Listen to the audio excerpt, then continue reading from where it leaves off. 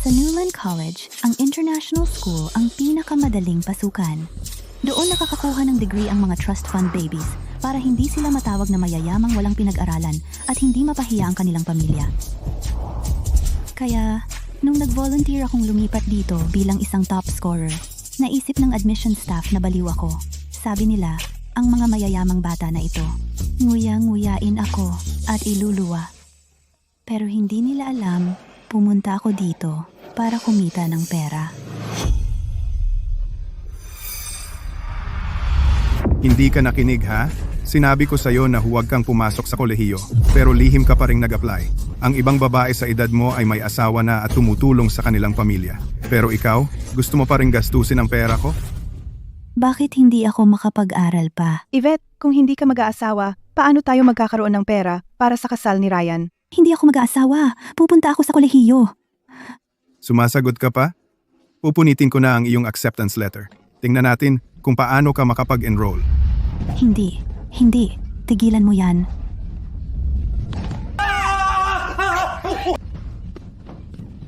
Ikaw walang utang na loob na bata. Takbo ka hanggat gusto mo. Hindi ako magbibigay sa'yo kahit isang sentimo. Tingnan natin kung paano ka makakapagkolehiyo. Oo, hindi ka makakapunta. Miss Shaw, sigurado ka ba sa paglipat? Hindi ka ba nag-aalala na baka bulihin ka nila? Sigurado ako. Basta't i-waive mo ang aking tuition at hayaan mo akong umadvance. 1,000 mula sa aking scholarship.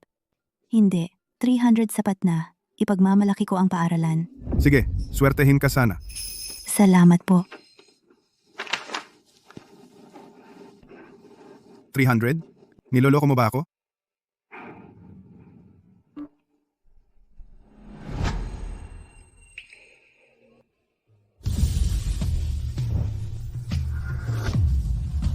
Mas maganda ang nangyari kaysa sa inaakala ko. Ngunit hahanapin ako ni nanay at tatay maaga. O, huli. Ito ay simula pa lamang. Kailangan kong magpatuloy.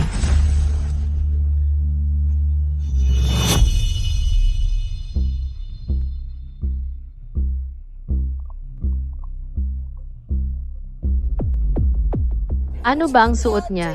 Bakit may butas dito? Kailan pa naging grunge ang bagong koleksyon ng LV? Baka Chanel iyan. Matibay ang telang iyan.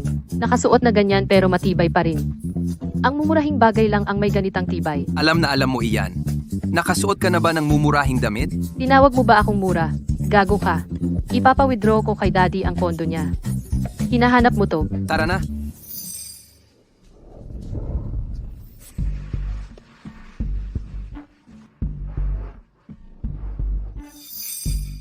Yvette, bakit sira-sira ang damit mo? Hindi mo nagustuhan ang mga koleksyon ngayong taon? Siguro, hindi ko lang kayang bilhin ang mga iyon. Bakit naman? Binawasan ba ang baon mo? Pwede mong gamitin ang trust fund mo. Hindi ko nakita ang kotse mo kanina. Paano ka nakarating dito? Naglakad. Maaga akong gumising. Bakit hindi ka hinatid ng driver mo? Wala akong kotse o driver. Pwede kang sumakay ng motorsiklo. Wala rin akong isa. Naiintindihan ko na. Mas gusto mo ang eroplano. Nasira ang private jet mo kaninang umaga, di ba?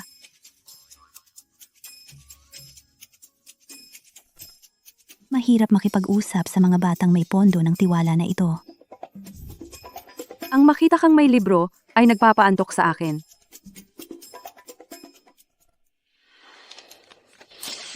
Ang mahihirap ay nabubuhay sa pamamagitan ng pag-aaral magbasa ng tao upang malaman ang kanilang mga gawi, gusto at ugali. Kung magaling ka rito, mapapapanig mo sila. Mamaya, nalaman ko, may termino para sa street smart na kasanayang ito, social attunement. At ang tatlong ito ay ang aking mga paksa ng pag-aaral.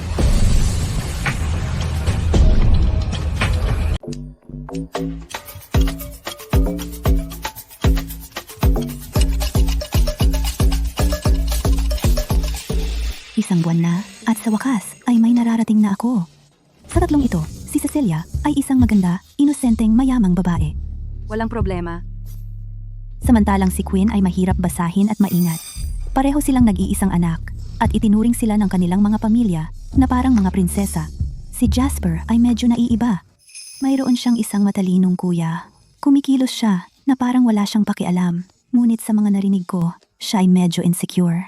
Mahalaga sa kanya ang prinsipyo at katapatan. Minsan, natalo niya ang paborito niyang sports car sa isang taya, kasama ang kanyang matalik na kaibigan na si Xavier, at hindi man lang nagreklamo. Sa tatlo, siya ang pinakamadaling pakisamahan.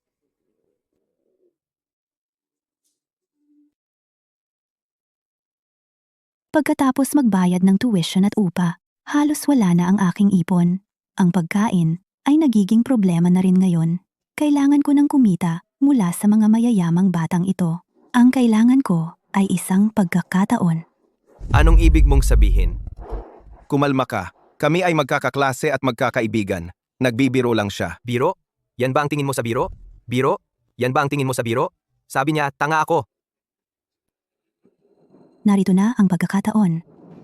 Ikaw ang nagsabi na iniisip ng tatay mo na sobrang bobo mo para graduate at balak niyang ibigay ang kumpanya sa kapatid mo. Kung hindi mo gusto iyon, patunayan mong mali siya. Bakit mo ibinubuhos sa amin ang galit mo? Hindi ako mag-aalala kung nasa tamang landas ako.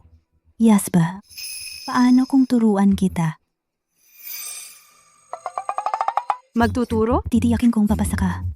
200 piso kada oras lang. Teka, may tao pala sa klase natin na nag-aaral? Yvette, magaling ka ba sa pag-aaral? Pumasok ako sa paaralan na may pinakamataas na marka sa lungsod. Totoo ba? May top scorer tayo sa klase? Naku, malamang binili mo lang ang titulong iyan. Pwede bang bilhin iyon? Bakit hindi ko alam? Yvette, sobrang galing mo pala. Hulaan ko, walang pera, walang koneksyon. Ako ay isang mahirap na estudyanteng magaling sa pag-aaral. May mahirap na bata pala sa klase natin? Ano kung ikaw ang top scorer? Kahit ang mga top tutor ay hindi ako natulungan, at sa tingin mo kaya mo? Yes, yan ay. Hindi dapat ipagmalaki.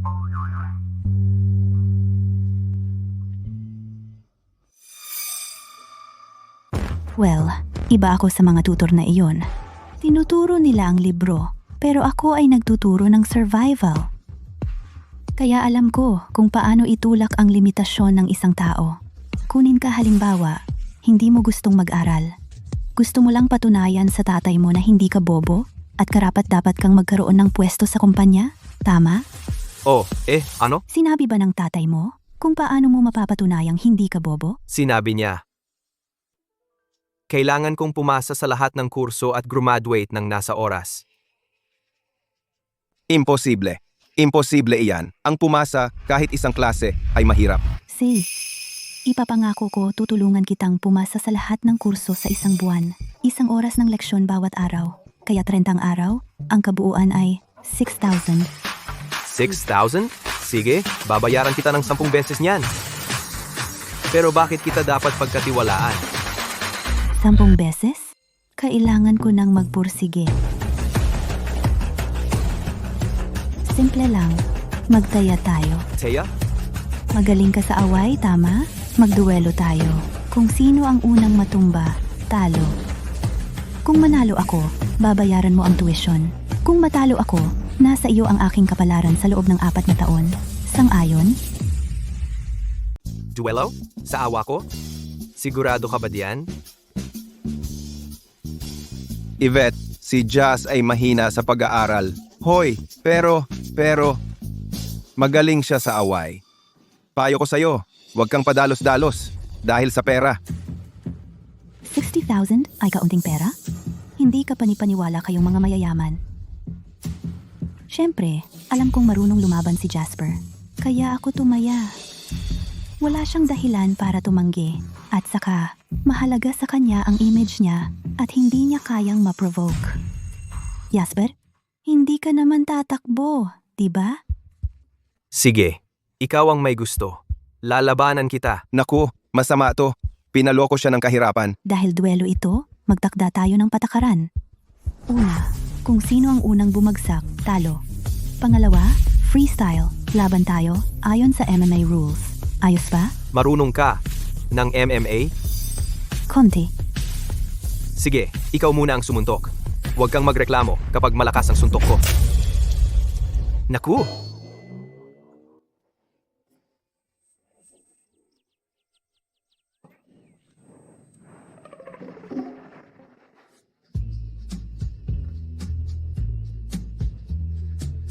Wala nang pag-asa para sa pagpapatuloy ng lahi. Paano mo ako sinipad yan? Jasper, talo ka. Sige, panalo ka.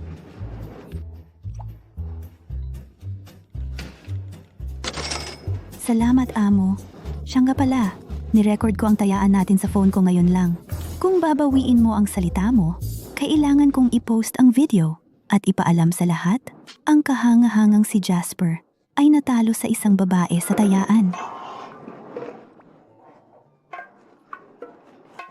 Gayunpaman, magsisimula ang pagtuturo ng 4 ng hapon. See?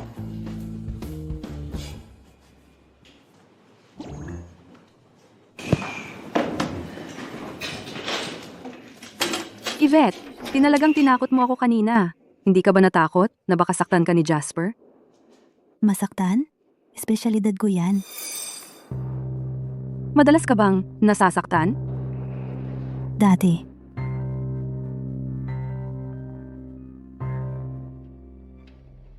Sino ba ang hindi natatakot na masaktan? Pero kailangan ko pa rin gawin ang tayaan. Lahat may kahinaan. Mayaman o mahirap. At paano kung matalo ako? Iyan ang tungkol sa pagiging mahirap. Wala akong mawawala. Parang sa wakas, ako na ang may kontrol sa buhay ko. Kaya ang tanging posibleng sagot dito ay C sa teoryang 3 sistema. Pumili ka. Ito. Si, ikaw ang may gusto niyan. Hahamunin kita. Sagutan mo mismo ang tanong 3. Cecilia, sa tingin mo, makakapasa ba talaga si Jasper? Tamad lang siya. Hindi bobo. Hindi tungkol sa pagpasa. Tungkol ito sa kung sino ang makakapigil sa kanya. Bukod pa riyan, kung makakuha ka ng magandang marka, bibigyan ka ng magulang mo ng ilang milyong piso bilang gantimpala. Hindi mo ba gusto yon? Siyempre, gusto ko. Mas gusto pa ni Jasper yon.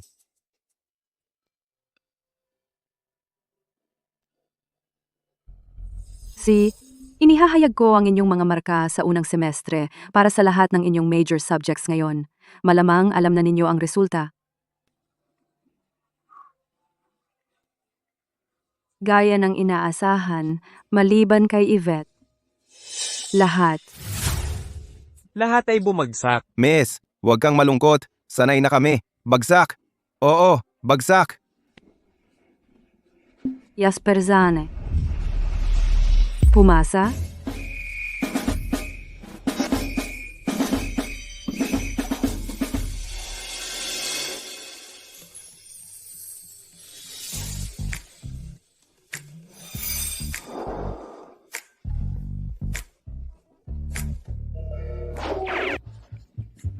Yvette, tulungan mo rin ako.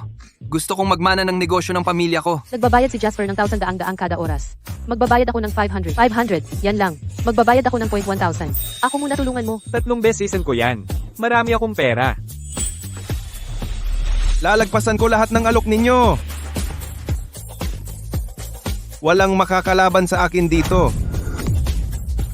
Tataasan ko lahat ng alok ninyo. Walang makakatalo sa akin dito.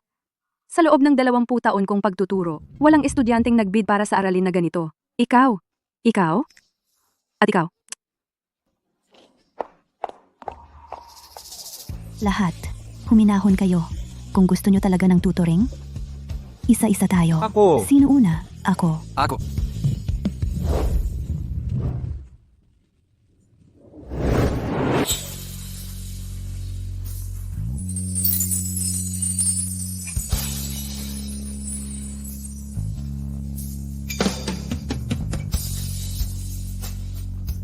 Hindi pa ako tapos? At kumukuha ka na ng susunod na trabaho? Wala pa akong nakikitang binili mo. Kulang ka ba sa pera? Akala ko, sapat na sa iyo ang pumasa. Ako, Yvette. Ang kapatid ni Jas ay sobrang matalino. Nakapasok siya sa isang top college ng mag-isa at nagkamit pa ng PhD. Tingnan mo, si Jas ay laging nasa anino niya. Maaari mo bang Tulungan siya, ng kaunti pa. Hindi naman. Kasing sama ng sinabi niya. Sabihin nating walang katapusang pera ang meron ako. Kaya, dodoblehin ko ang bayad mo.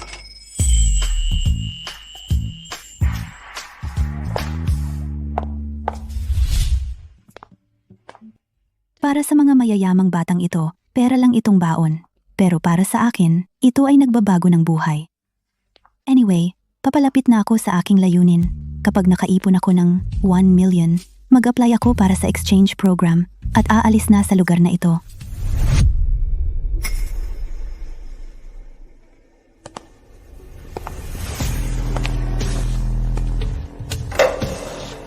Kalad ka rin siya papuntang banyo.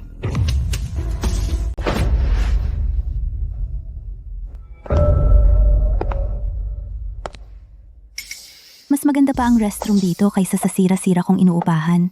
Tapos na ang klase. Wala nang maraming pupunta rito. Binubuli ba niya ako? Sa tingin ko, hindi ko naman siya inaway. Kahit nung ipinagmamalaki niya ang gamit niya kahapon, mabilis ko siyang pinuri, sabi ko, ang ganda. Siguradong mahal yan.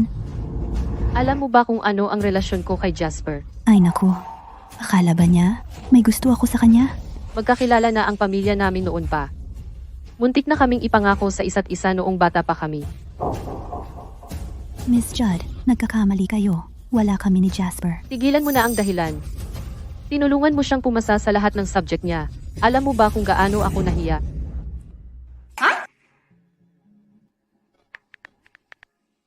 Kahit si Jasper pumasa, pero ikaw hindi, inihiya mo kami. Hindi na ako makatitig sa tatay niya ngayon. Ako lang ang nag-iisang anak sa pamilya namin. Hindi pa ako sinigawan ng tatay ko ng ganyan. Kasalanan mo lahat ito.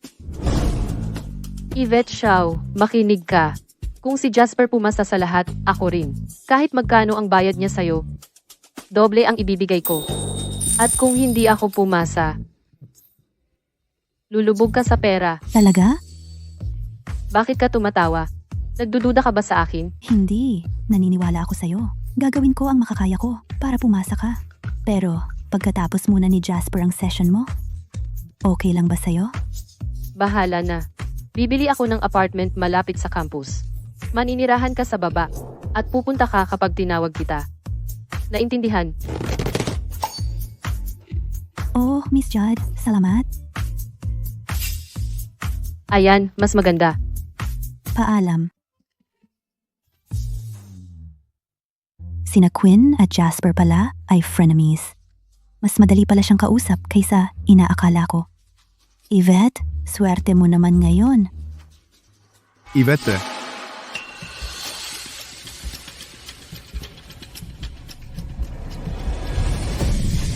nahanap na kita sa wakas. Sa wakas, natagpuan na kita.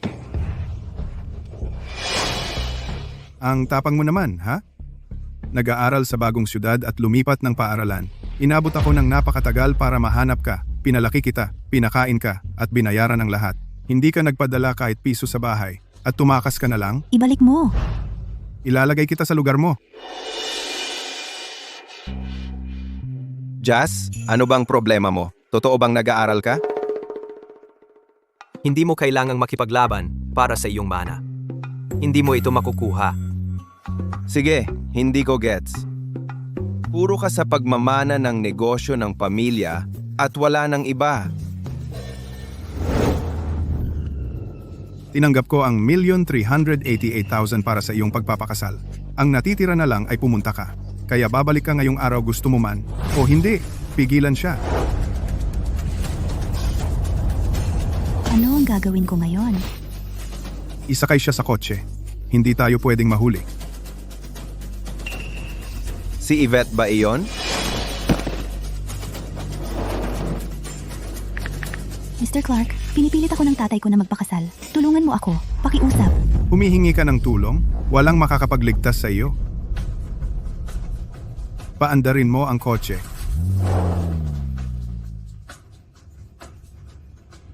Saan siya pupunta?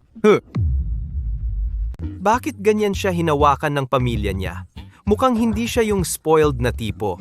Baka ang mga mahihirap na pamilya ay mas malapit sa isa't isa. Huwag kang mag-alala, Jas. Isang araw, ikaw at ang tatay mo ay maaaring yumakap din ng ganyan. Tigilan mo na ang walang kwentang satsat. Yaspa? Nakakadiri ka. Anong ginawa mo kay Yvette? Ano na naman problema mo? Tingnan mo mismo. Pinigilan mo ba siyang magturo sa akin? Bakit pa siya hihingi ng tulong? Quinn, ang lakas ng loob mong nakawin ang tutor ko. Ninakaw? Narinig mo na ba ang malayang kompetisyon? Kompetisyon? Sa tingin mo, kaya mo akong talunin? Sa ano? Pera lang naman iyan. Imposibleng hindi kayang pantayan ng pamilya ko ang sa inyo. Kung susulot tayo, kaya rin ng pamilya ko. Oo, hindi naman kami kapos sa pera.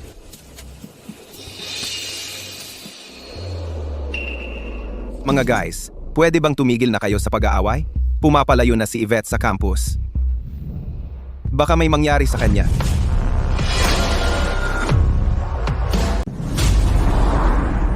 Nakuha ko ang asawa mo. Hintayin mo kami.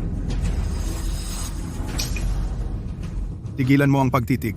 Walang darating para iligtas ka. Pwede kang tumalon kung gusto mo. Tingnan mo kung ano ang mangyayari sa'yo. Mas gugustuhin ko pang mamatay kaysa hayaan kang makuha ang gusto mo. Tigilan mo yan.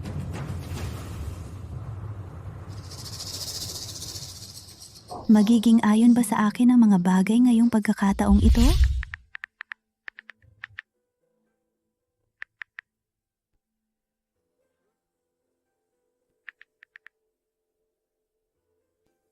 Mr. Clark, pinipilit ako ng tatay ko na magpakasal. Tulungan mo ako. Isang buwan ko pa lang sila kilala at ang relasyon namin ay batay sa pera. Ang mga spoiled na mayayamang bata ba? Darating at ililigtas ako? Tony, aalis na tayo ng syudad. Iu, malapit na tayo sa mga biyenan mo. Tigilan mo ang pagtatampo. Lakasan mo ang loob mo.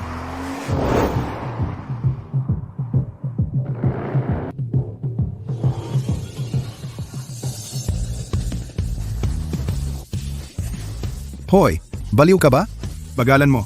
Yan ay isang Lamborghini. Tamaan mo yan. At tapos na tayo.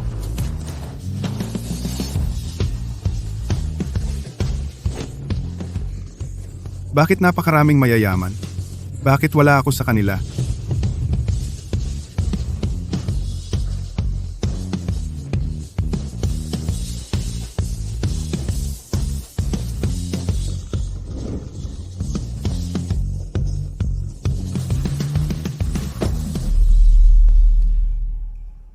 Sa tingin mo sa'yo, ang kalsadang ito? Toby, tingin. Tumingin sa unahan.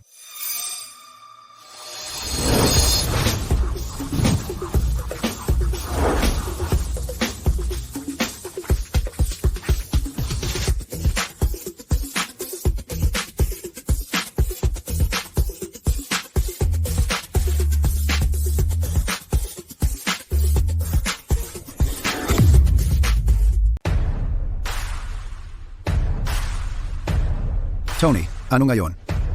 Ilok ang kotse. Ilok lahat.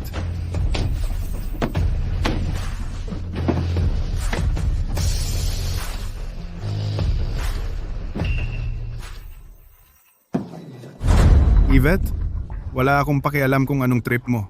Wala kang pupuntahan. Tony,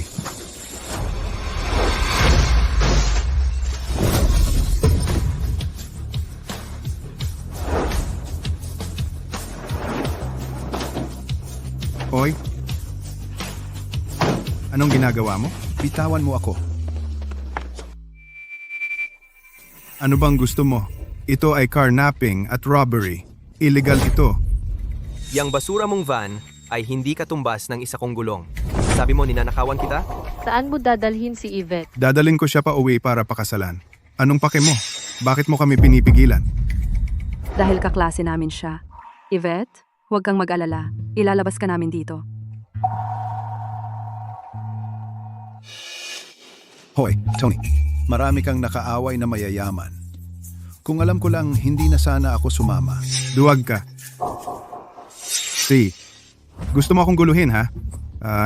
Tatawag ako ng pulis. Tingnan natin kung anong klaseng mga tambay kayo. Sino ka ba? para pigilan ako. Gusto mong malaman kung sino ako? Ako ang pinakamasama mong bangungot. Gusto mo bang tumawag ng pulis? Iveta, bakit siya ganoong nagmamadali na ipakasal ka? Ipinagpapalit niya ako ng 380,000 para makatulong sa kanyang pinakamamahal na anak na lalaki na bumili ng bahay. Narinig mo ba iyon, Mr. Jackson? Pakibigyan siya ng konting law 101. Ang iyong mga aksyon. Malubhang lumabag sa kalayaan ni Yvette Shaw. Iyan ay labag sa batas. Ang aking kliyente ay namagitan upang gawin ang tama. Narinig mo iyon, hindi ba? Ginagawa ko ang tama. Sige, tumawag ka ng pulis at tingnan natin kung sino ang aarestuhin nila. Seryoso ka ba? Ama ako ni Yvette at si Ryan ay kanyang kapatid na lalaki na nagpapatuloy ng apelyido ng aming pamilya. Ako ang nagpalaki sa kanya. Ano naman kung ipakasal ko siya para sa pera at ibigay sa kanyang kapatid na lalaki? Ano ang kinalaman mo diyan? Alam mo ba, kahit ang mga pulis ay hindi maaring makialam sa mga gawain ng aming pamilya? Sinasabi ko sa iyo, maliban kung patayin mo ako, walang sino man ang makakakuha sa kanya. Hindi ko kaya ang mga lalaking tulad mo. Walang pera at walang kapangyarihan, pero kumikilos na parang mayroon kang isang trono na ipapamana. Ang tanging bagay na maaari mong ipamana ay itong sirang van.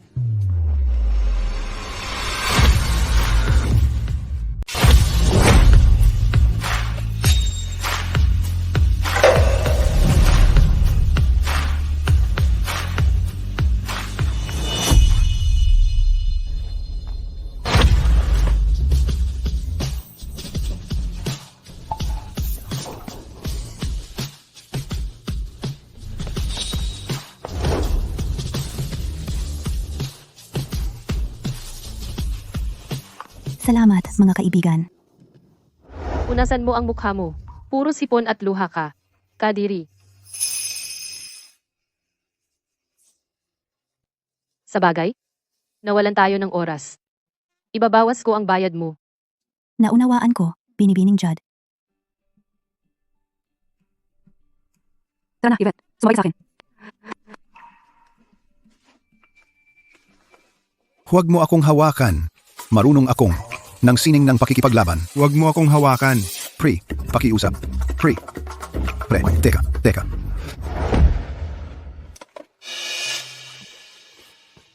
Yvette, ano ang iniisip mo? Iniisip ko kung bakit niyo ako tinulungan. Tumulong sina Jasper at Quinn dahil tinuruan mo sila. Para sa akin, ito ay dahil tinawag mo ako isang babaeng matamis at makulit sa iyong mga tala. Ano? Anong notes? Hindi ko maintindihan. Relax, hindi ako magsasabi kahit kanino. Sa totoo lang, bago ako magsampu, naging mahirap ang buhay namin. Nakita ko ang mga magulang ko na ginawa ang lahat para mabuhay. At naalala ko sila sa'yo. Kaya, naiintindihan kita. Walang masama sa pagkita ng sarili mong pera. Mas importante, wala kang sinaktan. Sa halip, si Jasper ay gumagaling sa eskwela at sa kanyang tatay dahil sa tulong mo. Yan ang mahalaga, di ba?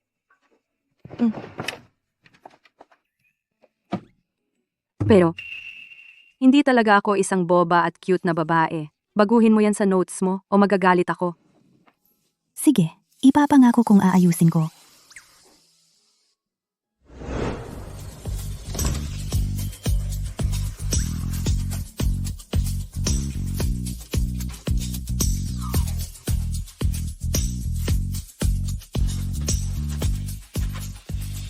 Alright, tigilan na ang pagmumukhang nagulat. Huminga muna, tapos maghanda na magturo. Iwan mo na yang mga gamit. Marami akong damit hindi ko pa nasuot at luma na sila. Itatapon ko na sana. Bibigyan kita. Salamat. Masasanay ka rin. Ganyan talaga siya. Masakit ang dila, pero malambot ang puso. Alam ko,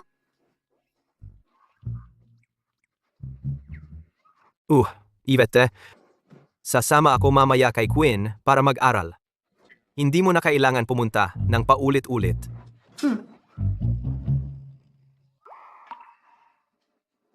Sige, tara na. Huwag mong istorbohin si Yvette.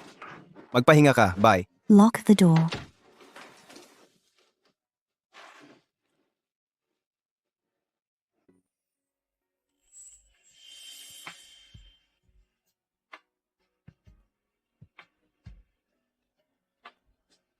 Iveta, talagang nagkamali ka. Hindi mo inasahan kung gaano kasama at kabait ang mga tao.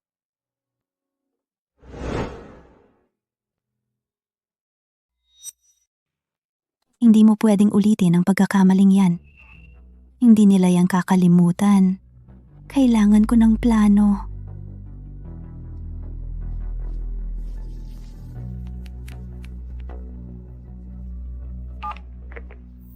Kumusta? Istasyon ng TV. Gusto kong mag-report ng Anonymous.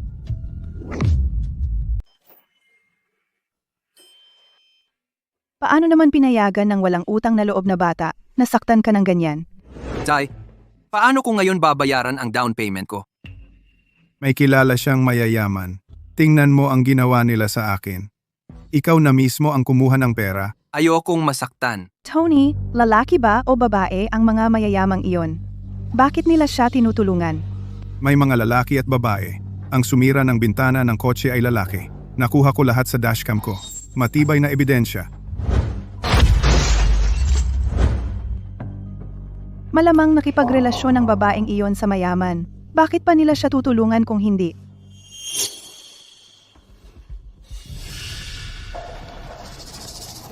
Ngayong nabanggit mo. Oo, parang tama nga. Malamang mag-aasawa siya ng mayaman. At tatalikuran tayo. Tatalikuran tayo? Wala kang pagkakataon. Oh. Bahagi siya ng pamilyang Shaw.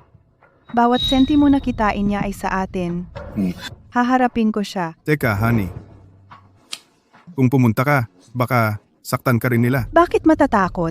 Guguluhin ko ang mga bagay-bagay at palalakhin pa.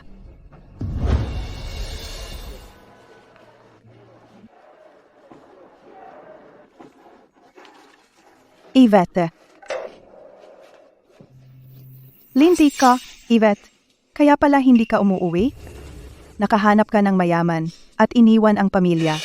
Paano kami nagkaroon ng walang utang na loob na bata tulad mo? Hoy lahat, husgahan niyo ito. Husgahan. Ayaw umuwi ng anak ko pagkatapos makipagrelasyon sa mayamang lalaki. Ano? Paano niya nagawa iyon? Itong anak ko ay laging mayabang. Ginawa namin ang lahat para sa kanya. Pinalaki ko siya sa pagtitinda ng gulay. Ngayon, akala niya hindi kami sapat at pinuputol na ang ugnayan namin. Mukha siyang mabait at inosente, pero bulok sa loob. Tama. Palagi mo akong pinapakain ng bulok na gulay at si Ryan lang ang may karapatang kumain ng karne. Hoy, tigil! Nakita mo? Huwag maniwala sa mga kasinungalingan ng walang pusong babaeng ito.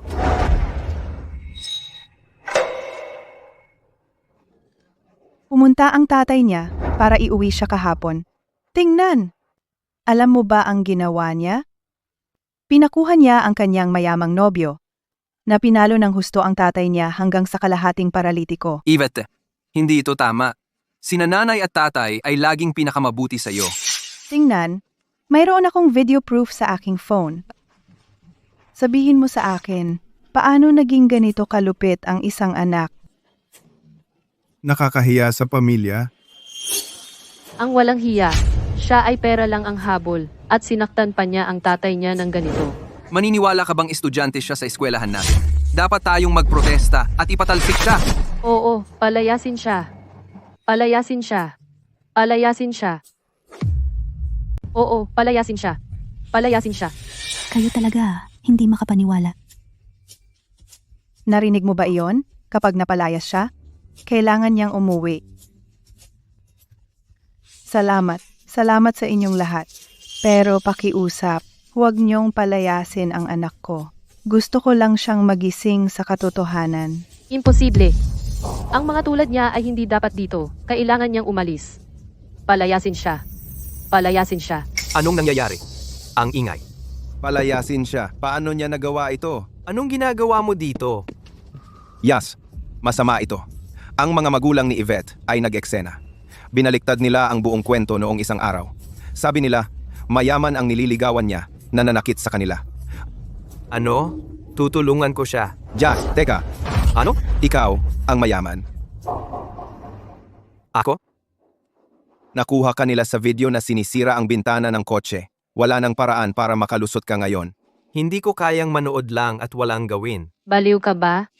Sabi nila, ginagamit niya ang mayaman. Kung pupunta ka doon, mapapatunayan mo lang iyon. Pero, Eksakto, Jasper. Matalino si Yvette. May plano siya. Teka lang, at tingnan natin.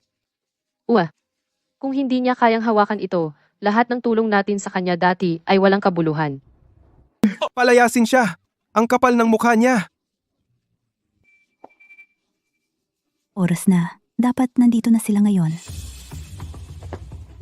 Mawalang galang. Sino si Yvette Shaw? Ako,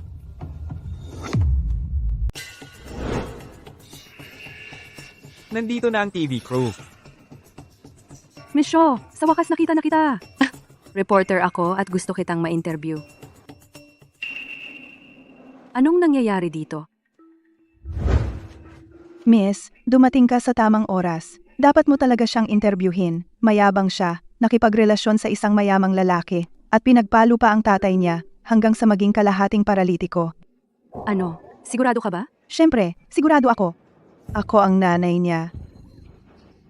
Ang buong pamilya namin ay nabubuhay sa pagtatrabaho ng tatay niya sa paggawa. Hirap na kami ngayon. Ikaw, pamilya ni Miss Shaw? Ha? Anong pagkakataon naman? Nakatanggap kami ng anonymous na tip na si Miss Shaw ay inabuso ng kanyang mga magulang na may kinikilingan. Nagsumikap siyang makapasok sa kolehiyo, pero hindi ninyo siya pinayagang pumasok. Lumipat siya sa isang internasyonal na paaralan para magtutor ng mga mayayamang bata para kumita. At ngayon pinipilit ninyo siya na umuwi at magpakasal para sa pera. kumusta? Istasyon ng TV po ba ito? Gusto kong mag-ulat ng hindi nagpapakilala. Hindi kami sigurado kung papayag kang ma-interview. Buti na lang makakapag-usap tayo ng personal ngayon. Pakitingnan. Totoo ba ang video na ito? Ano? Ang delivery mo, ang tagal mo. Mangyaring mag-iwan ng magandang review. sige, nakuha ko. Salamat. Sa una, kinunan ko ito para sa aplikasyon ko ng scholarship. Sino ba naman ang mag-aakalang gagamitin ko ito para dito? Nakakatawa kung paano gumagana ang buhay. Hindi ba yung estudyanteng yon ang mayamang sumira ng kotse? Bakit kailangan pa niya ng tutoring? Oo, walang kwenta. Paninirang puri ito. Sinusubukan nila siyang lokohin para makakuha ng mga regalo sa kasal.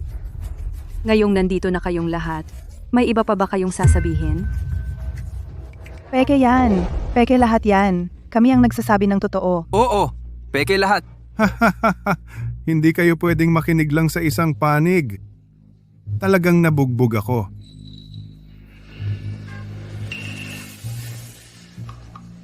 Anong nangyayari?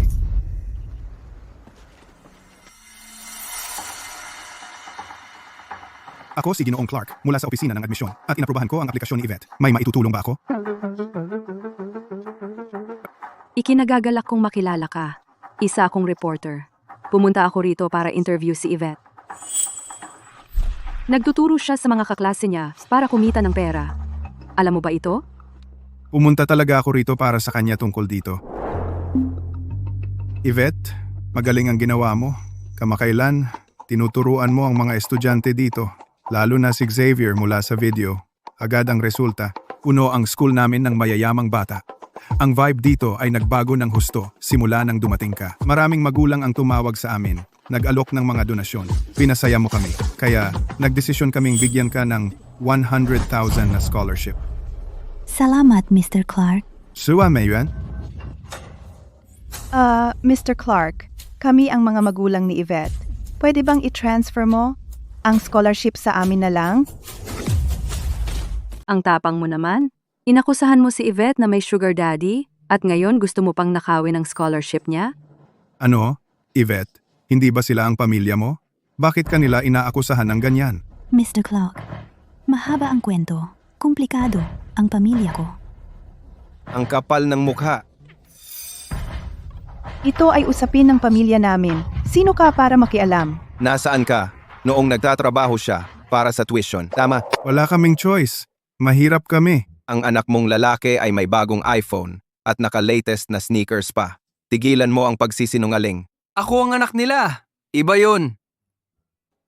Kami po ang legal na tagapag-alaga niya. Kailangan ninyong ibigay sa amin ang scholarship. Kung hindi, iuulat namin ito sa mga pinuno ng eskwela at sa Department of Education. Sige lang, sa huli, alam ng tao kung ano ang tama. Tingnan natin kung hanggang saan kayo. Huwag kang mag-alala, Yvette. Sumusuporta sa'yo ang eskwela. Halika, isasama kita sa loob. Salamat, Mr. Clark.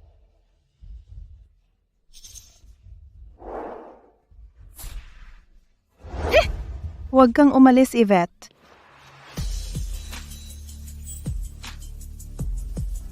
Ikaw na naman. Umalis ka. Susundan ko si Yvette. Kayo, Kung mang-istorbo kayo kay Yvette ulit, ako'y. Ikaw. Tinatawag mo ba talaga ang sarili mong ina? Jazz, sa susunod mag-isip ka muna bago kumilos.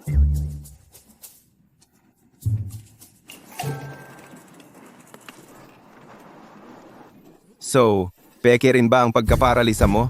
Wala talaga kayong hiya. Parilin mo! Wag! Wag! Tay, Huwag kang tumakbo. Hintayin mo ako. Mukhang hindi na ako kailangan dito. Iveta, iba talaga ang pamilya mo. tinulungan niyo na naman ako. Pagbubutihin ko pa ang pagtuturo sa inyo.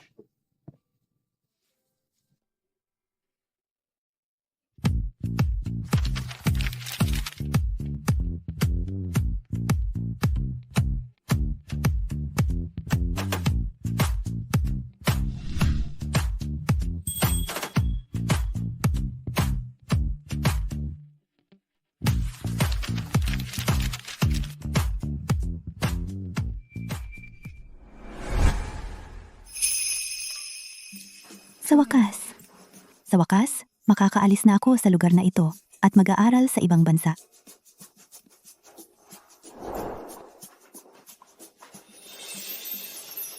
Mr. Clark, gusto kong isumite ang aking application para sa exchange program. Ipagpapatuloy ko ang aking pag-aaral sa Howard. Binabati kita. Dapat mong magpaalam sa iyong mga kaklase. Sobrang emosyonal ba iyon? 1 taon pa lang mula nang lumipat ako rito. Kausapin mo sila. Huwag kang magsisi sa hindi mo ginawa.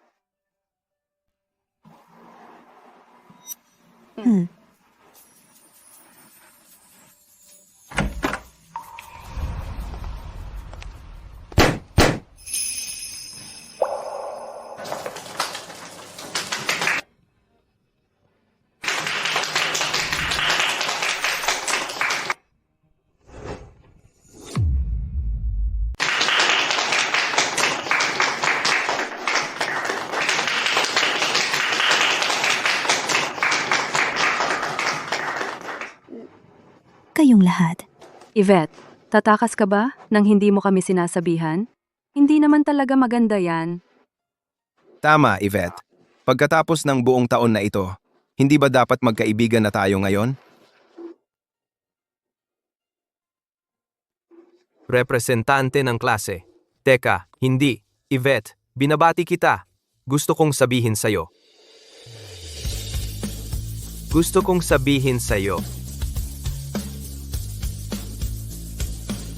Kung balak mong bumalik at magtrabaho pagkatapos mong graduate, pwedeng pumunta ka sa Zane Corp. Sa tingin ko, talagang mabuti kang tao. Jasper, parang ang kumpanya mo ay makikipagkompetensya sa akin. Nareserve ko na si Yvette. Anong problema mo? Ano bang problema mo, weirdo? Hindi mo ba masabi na? Salamat guys. Salamat sa inyong lahat.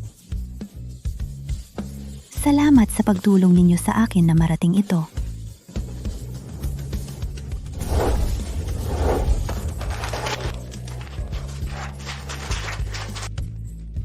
Yvette, hihintayin kita. Dapat kang bumalik. Yvette, dapat kang bumalik. Mangako tayo na magkita tayo sa 3 taon. Paano kaya? Akala ko gusto rin ni Yvette ng Masters. Hindi ba tatagal yun ng 5 taon?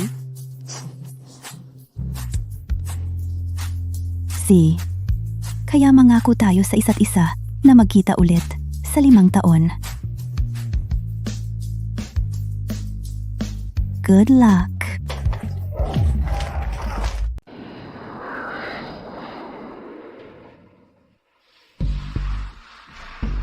Pinili kong mag-aral ng abogasya pagkatapos mag-abroad. Natapos ko ang master's ko sa Minora sa loob ng 5 taon. Kumuha ako ng lisensya sa abogasya sa Minora at Daria. Pinili ni Cecilia na magpatuloy sa postgraduate studies sa Howard at unti-unti kaming naging magkaibigan. Kami ni Cecilia ay umuwi ngayong araw. Sa wakas, matutupad na ang pangako naming ginawa 5 taon na ang nakalipas. Tigilan mo na ang pagtitig sa sarili mo, Jasper. Baka maakit mo pa si Cecilia. Ang kapal ng mukha mo. Nasa Minora ka rin naman. Hiniling ko sa iyo na tulungan ako, pero hindi mo ginawa. Wala akong pagkakataon. Pareho kaming. Nandito na sila.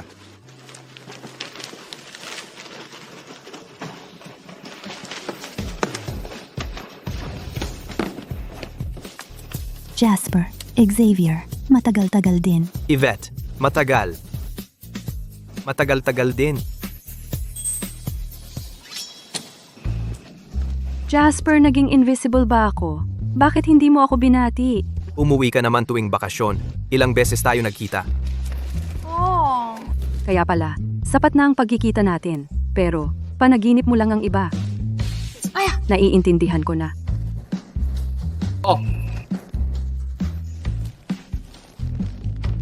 Salamat. Nasaan si Miss Judd? Busy ba siya? Nakakapagtaka. Sabi niya darating siya. Miss Judd, Tama na ang chika. Ito ay emergency. Sumama ka sa akin. Ngayon na. anong nangyari? Nalaman ko lang na may 2 illegitimate sons ang tatay ko sa ibang bansa.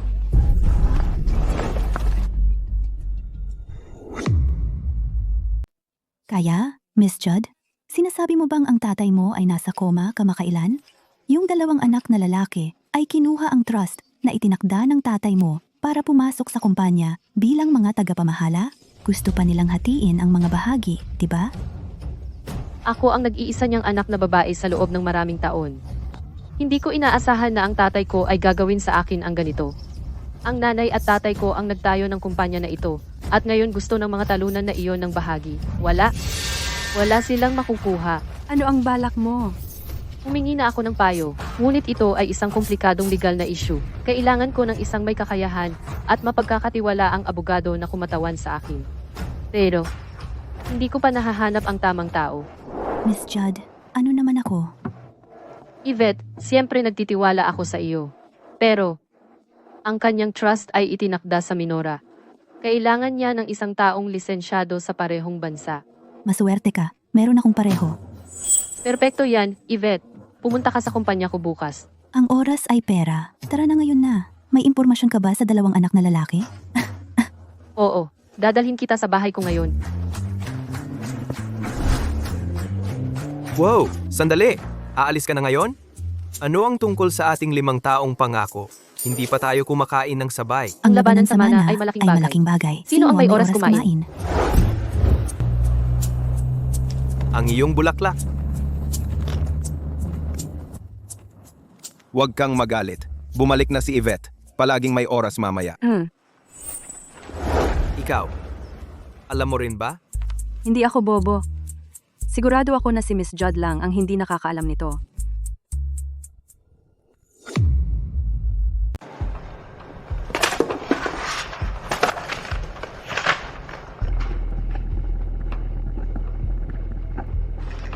Kumusta? May ideya ba? Pupunta sila sa kumpanya bukas. Kung wala tayong plano, malalagay sa alanganin ang posisyon ko. Hindi ko masasabi para sa iba, pero isa lang ang sigurado. Hindi dapat pumasok ang dalawang iyon sa Judd Corp bukas. Talaga?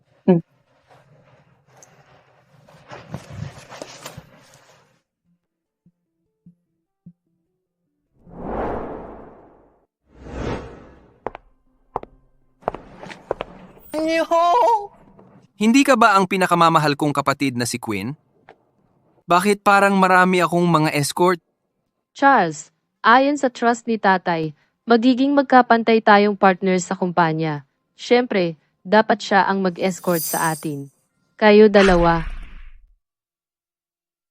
Miss Judd, huwag na po kayong manampal tulad dati. Magtiwala ka sa akin. Sige, umurong kayo. Pasensya na. Kayo dalawa, hindi kayo maaaring pumasok sa Judd Corp ngayon.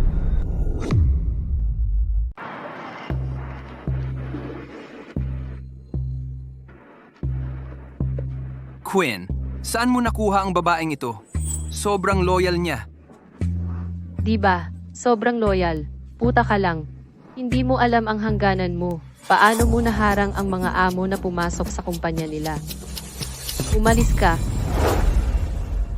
Hindi mo aasahan ang karunungan mula sa mga mangmang. Si Yvette, ang legal director ng kumpanyang ito. Okay, legal director ha? Dapat alam mo ang batas. Personal na pinirmahan ng tatay ko ang trust na ito. Malinaw na nakasulat dito. Pag pumanaw siya, hatiin namin tatlo ang shares niya ng pantay. At saka, si Enya at ako ay makakasali sa board of directors kapag nasa tamang edad na kami. Nandito kami para isakatuparan ang trust niya. Talagang pirma ni tatay iyan. Plano na niya ito noon pa. Gusto niyang makipaglaban sa akin ang dalawang bastos na ito para sa mana. Narinig mo iyan, Miss Legal Director. Paano naglakas loob ang empleyadong tulad mo na harangan ang mga amo na pumasok? Umayos ka. Sayang, ginagawa ko lang ang trabaho ko at sumusunod sa batas. Pareho kayong hindi makakapasok sa Judd Corp ngayong araw. Hindi bukas, ni sa makalawa.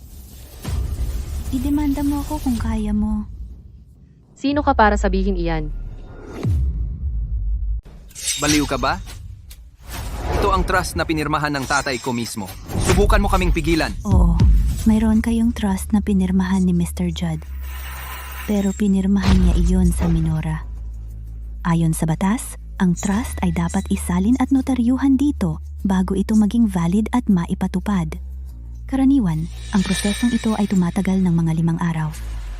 Sa madaling salita, hindi kayo makakapasok sa Judd Corp sa loob ng 5 araw.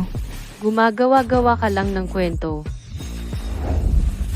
Sinabi ko na sa iyo, idemanda mo ako kung hindi ka sang-ayon. Pero hayaan mong sabihin ko sa iyo, kahit sinong abogado ang kunin mo, sasang-ayon sila sa sinasabi ko. Kasalanan mo ito dahil sa sobrang tiwala mo. At hindi ka naghanda. Siya, hindi ko ito tatanggapin. Hahanap ako ng ibang abogado ngayon. Tingnan na lang natin.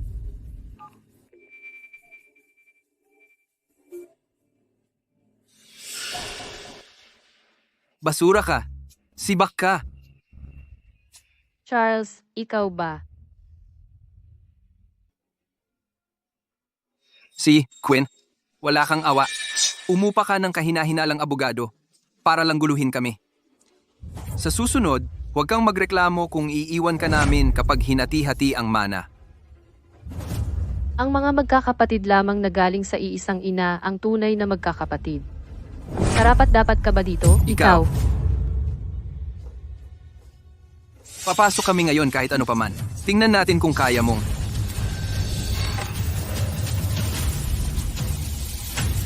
Sino mang subukang pumasok ng walang pahintulot ay haharap sa batas. Miss Judd. Anong nangyayari dito? Wendy, dumating ka sa tamang oras. Sinusubukan ng dalawang buitreng ito na pumasok sa Judd Corp. Bilang pangkalahatang kalihim, maglabas ng pahayag na nagsasabing hindi sila makakapasok nang wala ang pahintulot ko. Ang mga empleyado rito ay hindi rin maaaring makipag-usap sa kanila. Pero Miss Judd, sila ay mga anak ng tatay mo. Ikaw si Miss Durden, tama? Ako si Yvette, ang legal director.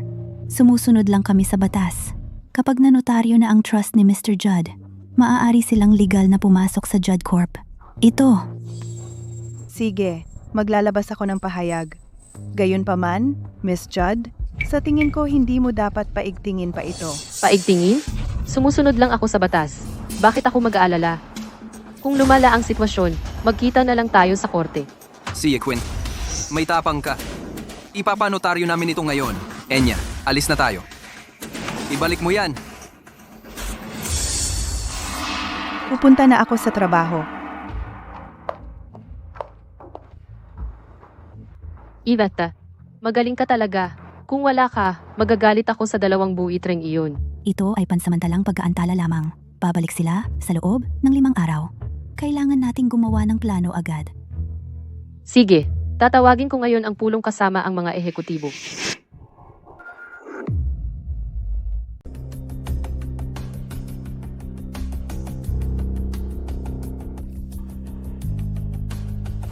Ano sa tingin ninyo ang dapat nating gawin? Wendy, ikaw ang pinakamatagal na nakakakilala sa tatay ko. At isa ka sa pinakatapat naming empleyado. Ikaw na mauna.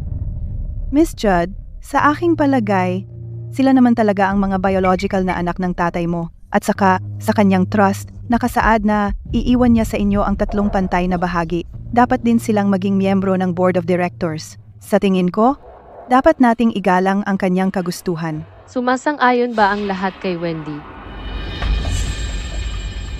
Hindi siya mali. Dapat nating igalang ang kagustuhan ni Mr. Judd. Lumabas. Lumabas. Kayong lahat, bingi ba kayo?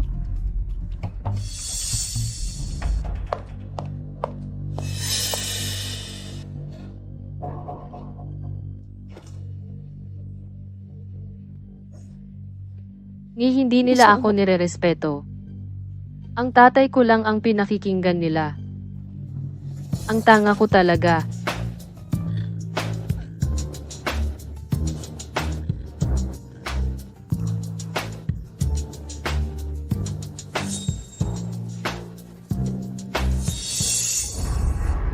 Yvette, ano ang gagawin natin? Madali lang yan. Dahil hindi pabor sa atin ang mga direktor, lalapit tayo sa mga taong talagang nagtatrabaho. Hanggat makumbinsi natin ang mga pangunahing empleyado na umalis sa kumpanyang ito, ang Judd Corp ay magiging isang basyong kumpanya. Ano pang hinihintay natin? Magsimula na tayo ngayon. Hindi pa tayo pwedeng magsimula. Pinaghihinalaan ko na ang 2 yon ay naglagay ng espiya sa Judd Corp. Ano? Espiya? Miss Judd, sa tingin mo ba posible na ang tunay na ina nila ay talagang nagtatrabaho para sa Judd Corp? Sa tingin mo ba posible na ang tunay na ina nila ay talagang nagtatrabaho para sa Judd Corp? Ano? Totoo iyan. Hindi ko naisip iyan dati. Sa mga nakaraang taon, ang tatay ko ay nasa bahay o nasa trabaho. Halos hindi na siya nagtatravel para sa trabaho. Kung gusto niyang mag-cheat, malamang ginawa niya iyon sa isang tao mula sa Judd Corp. Yvette, sino sa tingin mo kaya iyon? Sa tingin ko, ang tunay na ina nila ay ang General Secretary ng Judd Corp, si Wendy Durden. Wendy? Siya ang matalik na kaibigan ng nanay ko. Yvette, bakit ganyan ang tingin mo? Noong nagtatalo tayo kina Charles at Enya sa baba, nakita ko si Wendy na nagsesenyas sa kanila gamit ang kanyang mga mata. Kaya, tiningnan ko ang record ng pagdalo ni Wendy sa pulong. Si Charles ay 25 taong gulang at si Enya ay 23 taong gulang. Sa parehong taon na sila ipinanganak, si Wendy ay nag-leave ng 6 na buwan dahil sa personal na dahilan.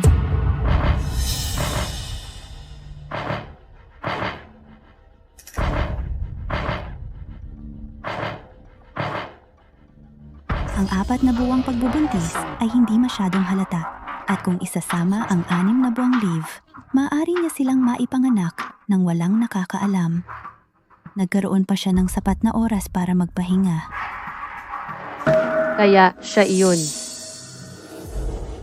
Ngayon, kailangan pa natin ng konkretong ebidensya. Sa ganoong paraan, maaari nating tanggalin si Wendy at palayasin siya sa Judd Corp dahil sa pagtatago ng kanyang relasyon kina Charles at Enya para makagambala sa pamamahagi ng shares ng kumpanya. Sinasabi mo bang susuriin ang DNA ni na Wendy at ng dalawang bastardo na iyon? Madali nating makuha ang buhok ni Wendy. May ilan sa kanyang opisina. Gayunpaman, ang dalawang bastardo na iyon ay magiging maingat. Paano natin makukuha ang kanilang DNA? May ideya ako.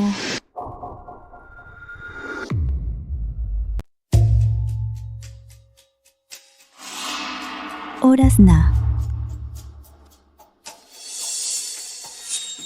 Kung maibabalik man ni Miss Judd ang yaman ng kanyang pamilya, depende sa kung makukuha ninyong dalawa ang DNA ni na Charles at Enya.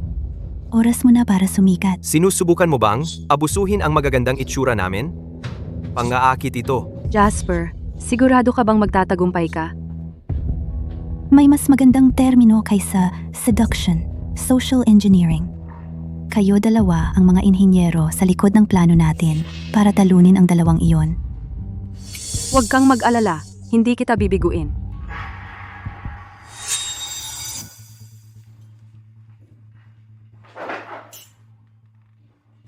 Wala ka bang mata? Pasensya na. Huwag mo nang alalahanin. Pwede ba kitang ilibre ng kape? Hindi kita papayag na gawin yun. Walang problema. Hindi kailangang mahiyain. Siyempre, kaya mo. Tara.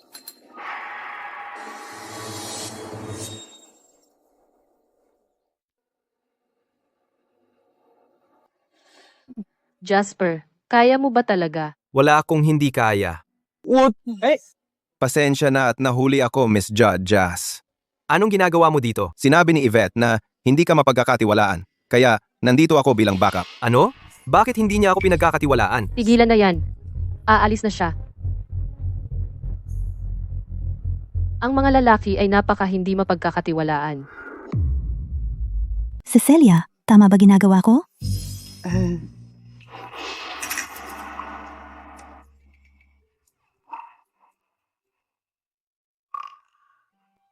Hindi ko na kailangan magtanong para malaman na bumagsak ka. Muntik na tayong magtagumpay. Si Jasper ay mukhang tipo ni Enya, pero talagang naaakit siya sa kanya, kaya itinulak siya ni Jasper palayo. Tapos, iyon na. Jasper, single ka. Bakit ang dami mong arte? Sino ang pinagtatapat-tapatan mo? Nasayang mo ang magandang pagkakataon. Hindi. Ako. Bahala na. Bumagsak pa rin ako. Wala nang saysayang magtalo. Pasensya na, Yvette. Hindi ako nakatulong. Yvette, makakaapekto ba ang pagkabigo natin sa plano?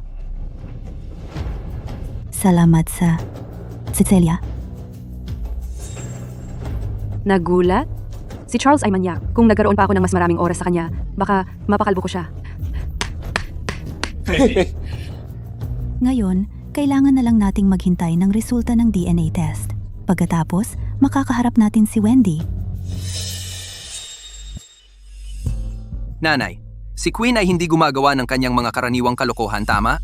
Tulad ng paglilipat ng shares o ano? Huwag kang mag-alala, nandito pa ako. Lahat ay dadaan muna sa akin. Wala siyang magagawa sa ilalim ng aking pangangasiwa. Hintayin na lang na matapos ang notaryo. Pagkatapos, makukuha natin ang nararapat sa atin. Mahusay. Salamat, nanay.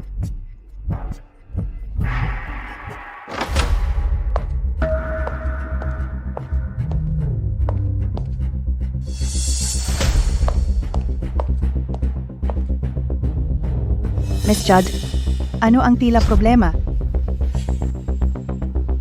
Wendy, may sasabihin ka ba para sa iyong sarili? Hindi ko naisip na ikaw ang kabit ng tatay ko. Ikaw ang matalik na kaibigan ng nanay ko. Kung wala siya, hindi ka makapasok sa Judd Corp o makarating ng ganito kalayo. Paano mo nagawa ito sa kanya? Queen, inaalagaan ko kayo ng tatay mo para sa kanya dahil ako ang matalik niyang kaibigan. Hindi mo ba naaalala? Noong bata ka pa at napakasakit ng nanay mo, inalagaan kita. Tumahimik ka. Noon mo sinimulang dayain ang tatay ko. Walang puso, malupit na pokpok.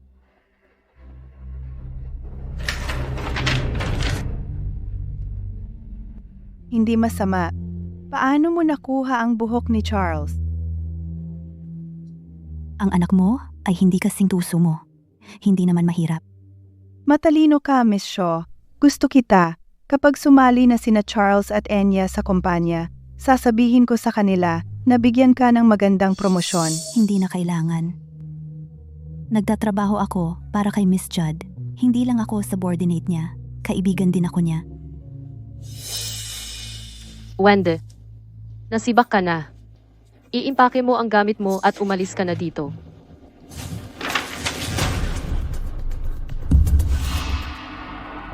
Huwag kang magpadala. Sa 3 araw, babalik ako kasama ang anak kong lalaki at babae. Wala nang makakapigil sa amin. Babawiin ko ang nararapat sa amin. Kukunin ko ang nararapat sa atin.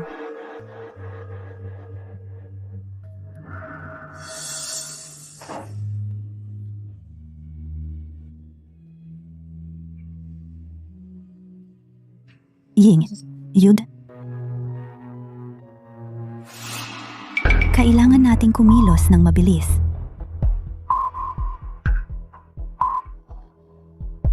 Tama ka. May ipapakuha akong magpapadala sa atin ng lahat ng mga file ng kumpanya ngayon. Kukuha agad tayo ng inventaryo ng asset para sa paglipat. Tutulong din kami.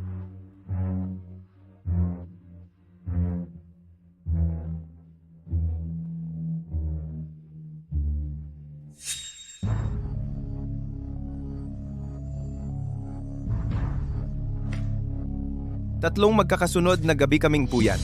Hindi ko na kaya ito. Tigilan mo na ang pagrereklamo. Tayo ka. Nauubusan na tayo ng oras. Siguradong papunta na sina Wendy at ang kanyang 2 bastos. Yvette, Gienge, Judd, ilan na bang asset ang na-transfer natin sa ngayon? Mga 50% ng mga ito. Ang Judd Corp ay nagkakahalaga ng 100 bilyon. Ibig bang sabihin na kaya pa nilang ipaglaban ang natitirang 55 bilyon? Sapat na nakatulong si Yvette sa pag-save ko ng 50 bilyon. Ako ang may kasalanan. Sa pagiging masyadong mapaniwalain. Akala ko mahal talaga ako ng tatay ko, ang kaisa-isa niyang anak na babae.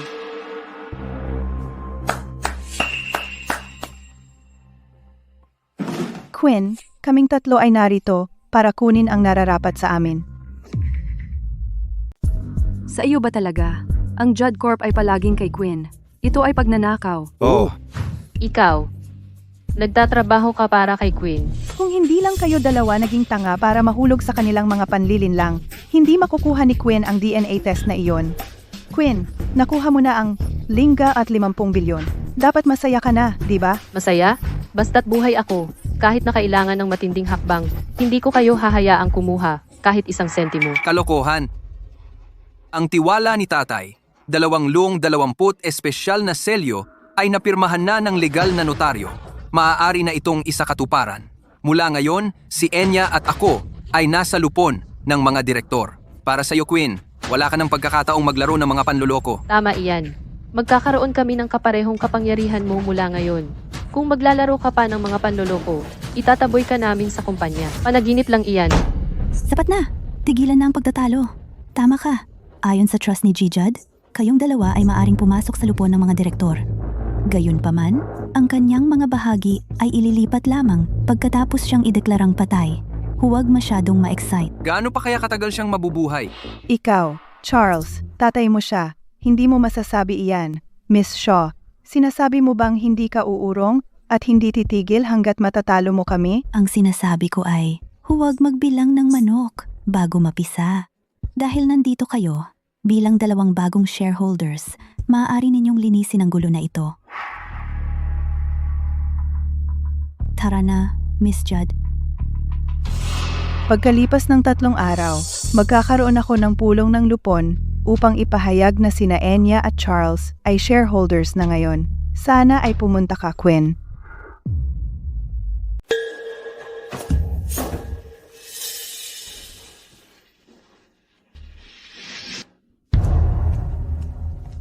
Miss Yud. Iuwi mo siya. May tatakbuhin akong gawain. Yvette, susunduin kita. Hindi na kailangan.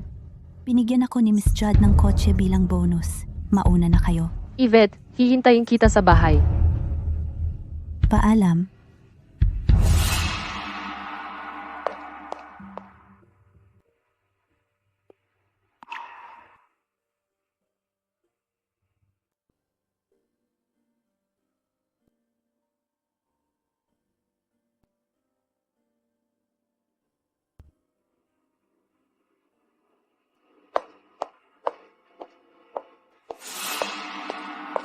Yvette.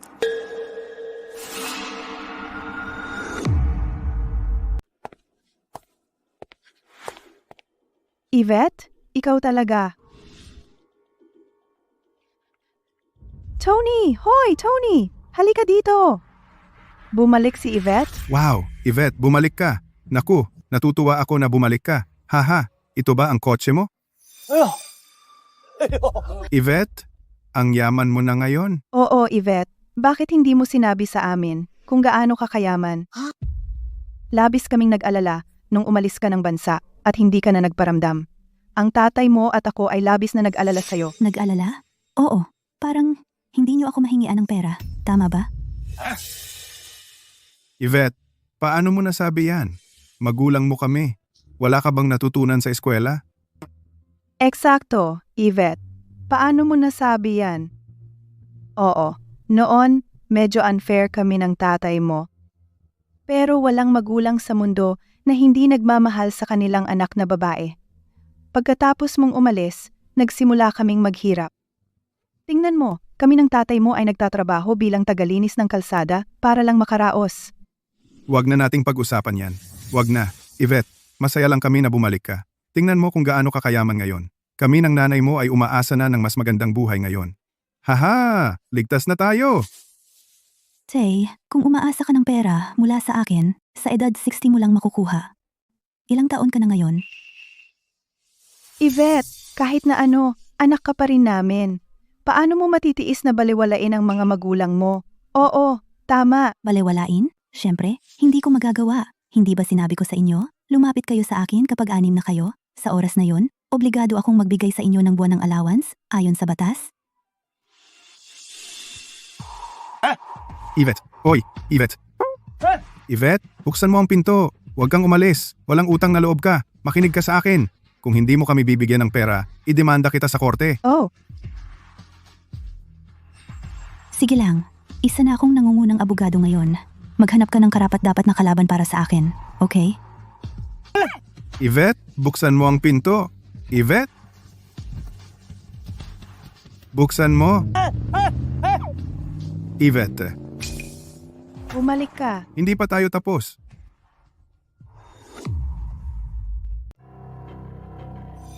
Huwag kang tumakas. Yvette, Buksan mo ang pinto. Kausapin mo sila. Imbitahin mo sila sa opisina ko. ang ganda ng opisina. Kayo ba? Ang mga magulang ni Miss Shaw? Miss Shaw? Ang anak ba namin? Nagtatrabaho sa malaking kumpanyang ito? Magaling siya. Miss Durton, magkano ang kinikita niya sa isang taon? Baka $200,000. $200,000. Ang taunang sweldo ni Miss Shaw ay hindi bababa sa $2 milyong. $2 milyong? Bakit niya tayo ganyan tratuhing walang galang? Ang walang utang na loob na batang ito ay mayaman na, pero ni isang sentimo ay hindi nagbigay sa atin. Hindi ba siya nag-isip na suklian ang kanyang mga magulang? Walang utang na loob.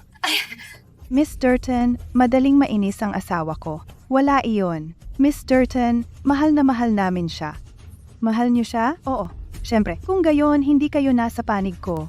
Si Yvette ay isa sa pinakamalaking problema ko. Gusto ko kayong imbitahin dito para tanungin kung mapipigilan ninyo siya na pumunta sa pulong ng lupon na isasagawa ko sa loob ng 3 araw. Bibigyan ko kayo ng perang sapat para sa natitira ninyong buhay.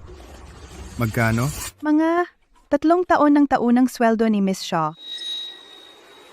6. Anan? 6 milyong 6 milyong dolyar. dolyar? Miss Dorton. Hanggat narito kaming dalawa, hindi namin hahayaan na iyang bobo na bata ay makahadlang sa iyong mga plano. Sumusumpa kami. 6 milyong dolyar.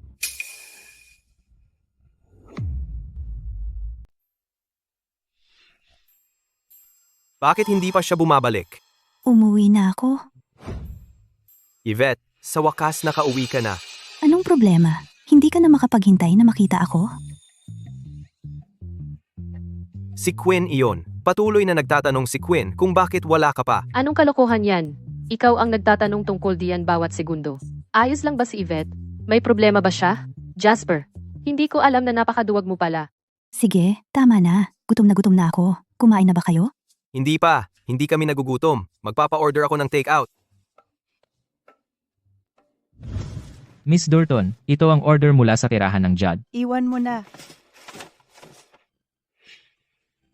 Ito ay isang mansyon. Lahat ng delivery ay dapat dumaan sa butler para siya ang magdala sa loob. Wala silang mapaghihinalaan. Sigurado ka bang gagana ang plano mo?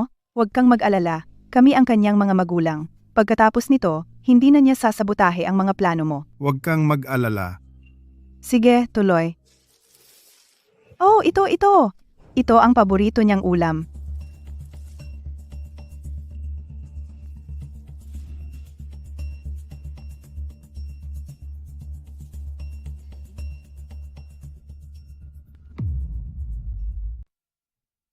Salamat.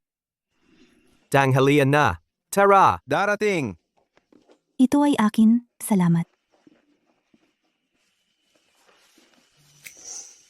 Ikaw, yan lang ang kakainin mo? Ito ang paborito niyang pagkain. Noong bata pa siya, lahat ng ibang bata ay nakakain nito maliban sa kanya. Gustong-gusto niya ito, pero sa kanyang kaarawan lang siya makakain nito. Tama? Isang beses ko lang sinabi sa'yo. Nagulat ako na naaalala mo lahat. Siyempre, sana lang may isang tao ring makaalala. Hayaan mo akong magpaliwanag.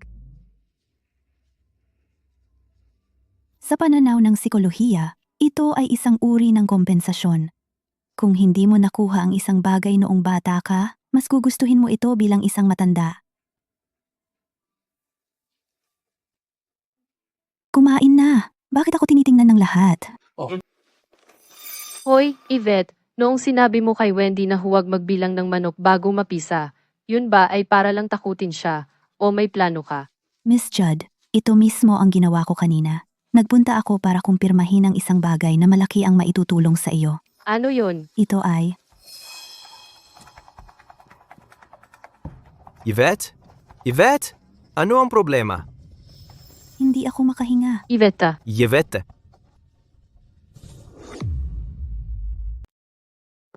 Yvette! Sandali! Hindi kita hahayaang masaktan!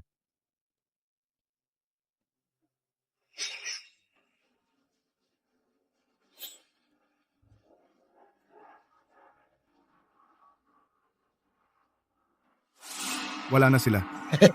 Ano bang ginawa niyo? Nagdagdag lang kami ng durog na mani. Allergic siya. Haha. Miss Dorton, hindi mo alam ito, pero noong bata pa siya, na-ospital siya dahil doon. Oh.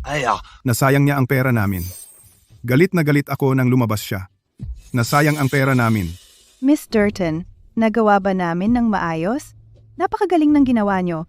Pero alam ba niyo na ang allergy ay pwedeng maging malala? Kung seryoso, baka mamatay siya. Napakatapang niyo. Huwag kang mag-alala. Alam namin ang ginagawa namin. Eksakto. Miss Durton, tungkol sa perang napag-usapan natin. Papalipat ko ito sa iyo. Salamat, Miss Durton. Yvette, kasalanan mo ito dahil hindi ka isinilang sa magandang pamilya. Tara na. Ingat, Miss Durton. Ingat.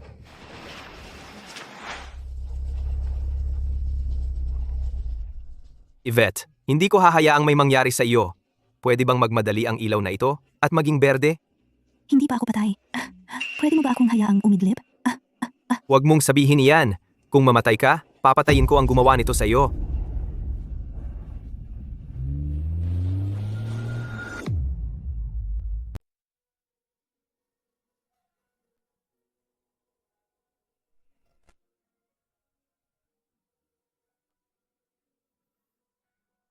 Swerte mo talaga. Ito ay isang napakalubhang allergy sa mani. Buti na lang, na-injectan ka agad ng epinephrine, kaya ligtas ka na ngayon.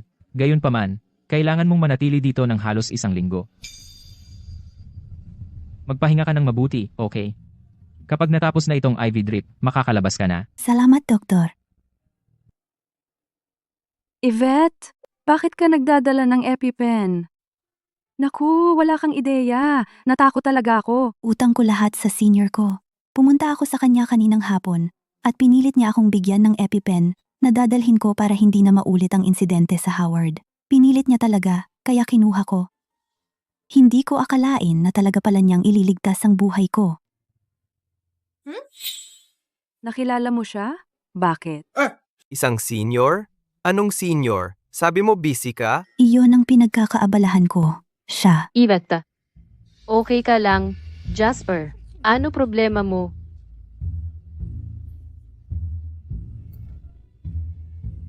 Tinakot mo ako. Kumusta? May nahanap ka ba? Tama ka. Si Wendy ang nagtangkang lasunin ka. Ang matandang bruha.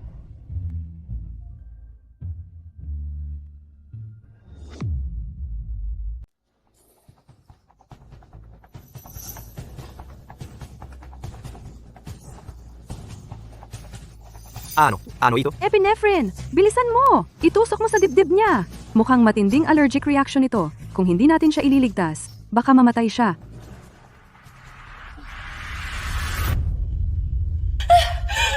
Salamat sa Diyos. Yvette, tinakot mo ako. Kasalanan ito ng restaurant. Bakit hindi nila binanggit ang mga allergens? Teka.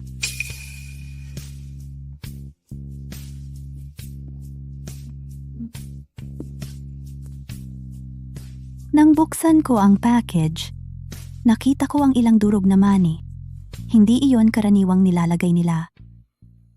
Sinasabi mo bang na sinadya ng isang tao? Makinig ka sa akin. Mamaya, magkunwari kang may malubha akong sakit. At idala mo ako palabas ng bahay. Tapos,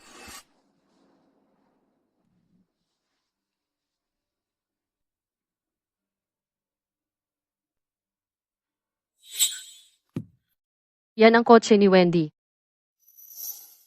Tulad ng sabi mo, kilala ni Wendy ang bahay ng Judd, kaya sinuhulan niya ang butler ng delivery bago dumating ang takeout natin. May pinakuha siya na manggulo nito. Sinabi sa amin ng butler ang lahat ng mahuli namin siya. Ngayon, binabantayan siya ng mga gwardiya ni Miss Judd. Tungkol naman sa mga taong nakipagtulungan kay Wendy para lasunin ang pagkain mo. Bakit mo ako tinitingnan? Sabihin mo. Nakuha namin ang footage ng surveillance camera. Sa tingin ko, dapat mong makita para sa iyong sarili.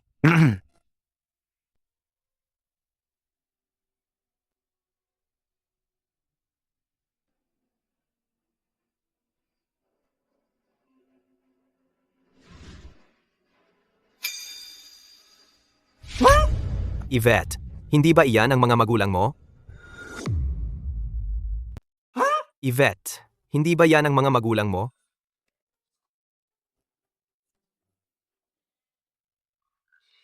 tulad ng inaasahan mula sa aking mahal na nanay at tatay, alam nila kung ano ang i-order ko at ginamit ang allergy ko sa manilaban sa akin.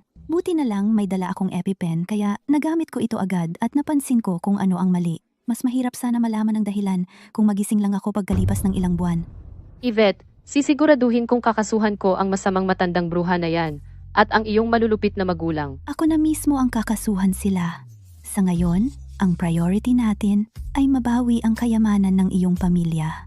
Sa ngayon, kahit na ipakulong natin si Wendy, hindi nito mababago ang katotohanan na ang kanyang mga anak ay legal kang makakapagnakaw. Yvette, bago nagsimula ang allergy mo, may gusto kang sabihin, tama? Ms. Judd, naghanap ako ng isang bagay na malaki ang maitutulong sa iyo.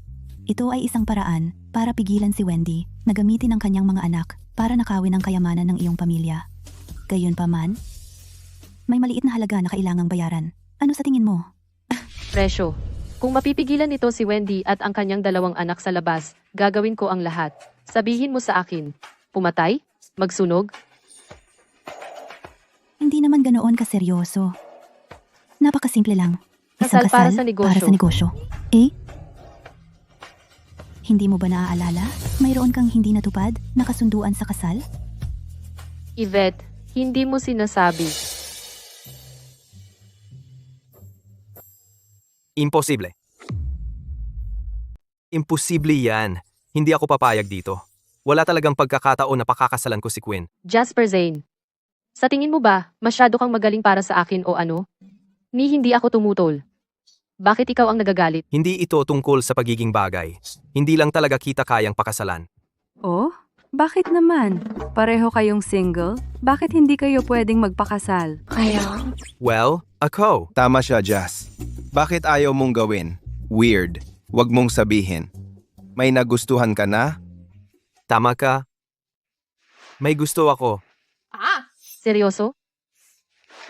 Pinanatili mong malinis ang iyong sarili, pinalayas ang bawat influencer at starlet na lumapit sa iyo, at tinanggihan ang bawat blind date. Akala ko baka hindi ka interesado sa mga babae. Tigilan mo ang kalokohan. Dahil umabot na tayo dito, sasabihin ko na lang. Ang taong gusto ko ay... Tama na. Kumalma ka, Jasper. Noong sinabi kong alyansa sa kasal, hindi ko sinasabi na kailangan pakasalan ni Miss Judd siya. Hindi ako? Sino ba? Ako. Kuya? Uy, ako ang kapatid mo, hindi multo. Kumalma ka. Kita mo, ang adrenaline na ibinigay ko sa iyo epektibo na. Henry, pwede ba wag mo kong kulitin ngayon? Sandali lang. Noong sinabi ninyong senior, ang ibig ninyong sabihin ay kapatid ko? Oh, Jasper, ang kapatid mo ay isa sa mga alumni natin sa Howard. Bakit ka nagtataka? Paano ko malalaman? Hindi ako nakapasok sa Howard. Baka dapat tumigil ka na sa pagsasalita, Jazz. Nahihiya rin ako, alam mo iyon. Ngayon nakikita mo na kung ano ang mangyayari kapag hindi ka nag-aral ng mabuti. Ikaw sana ay isang alumni rin. Sa Quinn, ang tagal na nating hindi nagkita. Uy, Henry. Noong huling beses na nakita kita, nasa elementarya ka pa, nangangako kang pakakasalan mo ako paglaki mo. Mukhang malapit nang matupad ang pangarap mo. Yvette. Ang kasunduan sa pagitan ng ating mga pamilya biro lang. Walang seryosong tumingin doon. At ano naman ang punto ng pagpapatupad nito ngayon? Kaya naman lumapit ako kay Henry. Sinaliksik ko ito ng mabuti at nalaman kong hindi lang ito isang pambatang biro. Parehong pamilya ay seryosong nag-isip nito at pumirma pa ng kontrata. Tingnan mo, Miss Judd. Ang kasunduan ng kasalan na ito at ang mga nakalakip na kondisyon. Ano sa tingin mo? Handang pakasalan mo siya ngayon?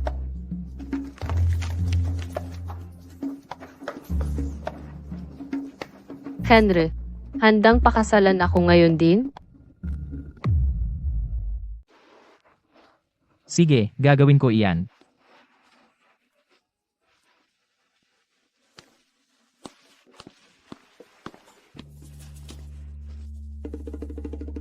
si Miss Judd ay may malambing na panig talaga. Tingin ko ito ang tinatawag nilang perpektong balanse. Totoo iyan. Sa palagay ko, masaya na ang lahat, diba, Miss Judd? Miss Judd?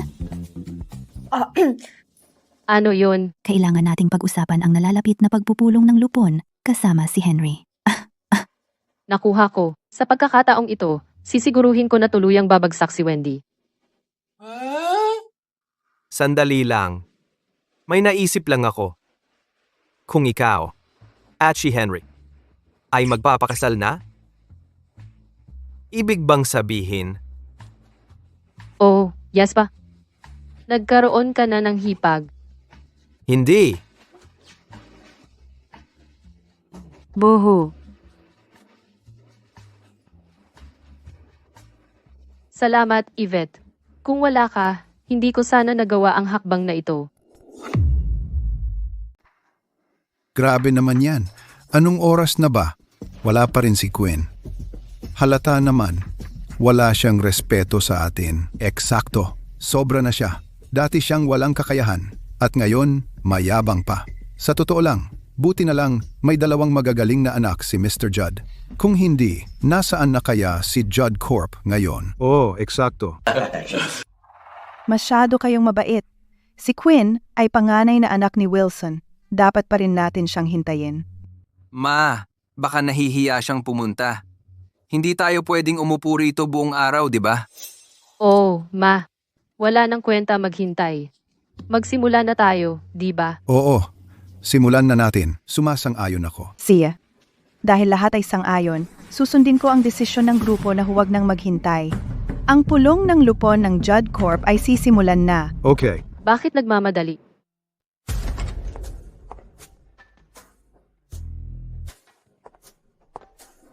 Nandito na ako. Di ba?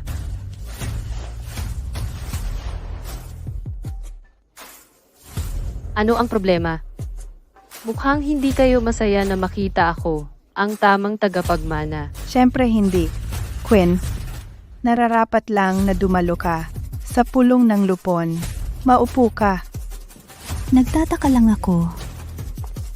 Pwede rin ba ako rito? Miss Durton? Nanay, hindi ba sinabi mo na siya? Mukhang hindi mo inaasahang makita akong nakatayo rito ng ligtas at maayos, Miss Durton. Miss Shaw, wala akong alam sa sinasabi mo. Ito ay pulong ng board ng Judd Corp. Bilang isang legal director lamang, wala kang karapatang dumalo. Si Miss Shaw ay narito sa ilalim ng aking autorisasyon. Ganoon din sa iba kong mga bisita. Nandito silang lahat dahil sinabi ko.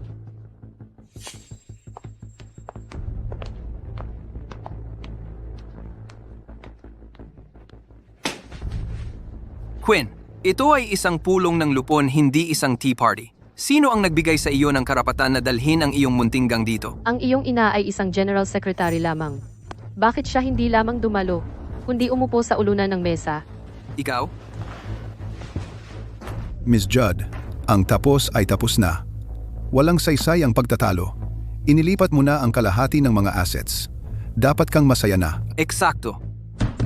Bawat isa sa inyo ay nakinabang mula sa pamilyang Judd, pero kayo ay pumapanig sa isang tagalabas, laban sa nararapat na tagapagmana. Sa tingin ko, sobra kayong walang utang na loob. Miss Judd, iyon mismo ang dahilan sinusunod namin ang mga tagubilin ni Mr. Judd. Ang mga asset na inilipat mo ay hindi na bahagi ng Judd Corp. Ang natitira ay hahatiin ng pantay sa tatlong magkakapatid ayon sa trust. Ibig sabihin, hawak nila ang 2/3 ng shares. Sila ang mga major shareholder. Sino pa ba ang dapat nating katabi kung hindi sila? Eksakto. Mga major shareholder? Hindi naman kinakailangan. Ano ang ibig mong sabihin, Miss Shaw? Ang ibig kong sabihin, ang tunay na major shareholder ng Judd Corp ay ibang tao.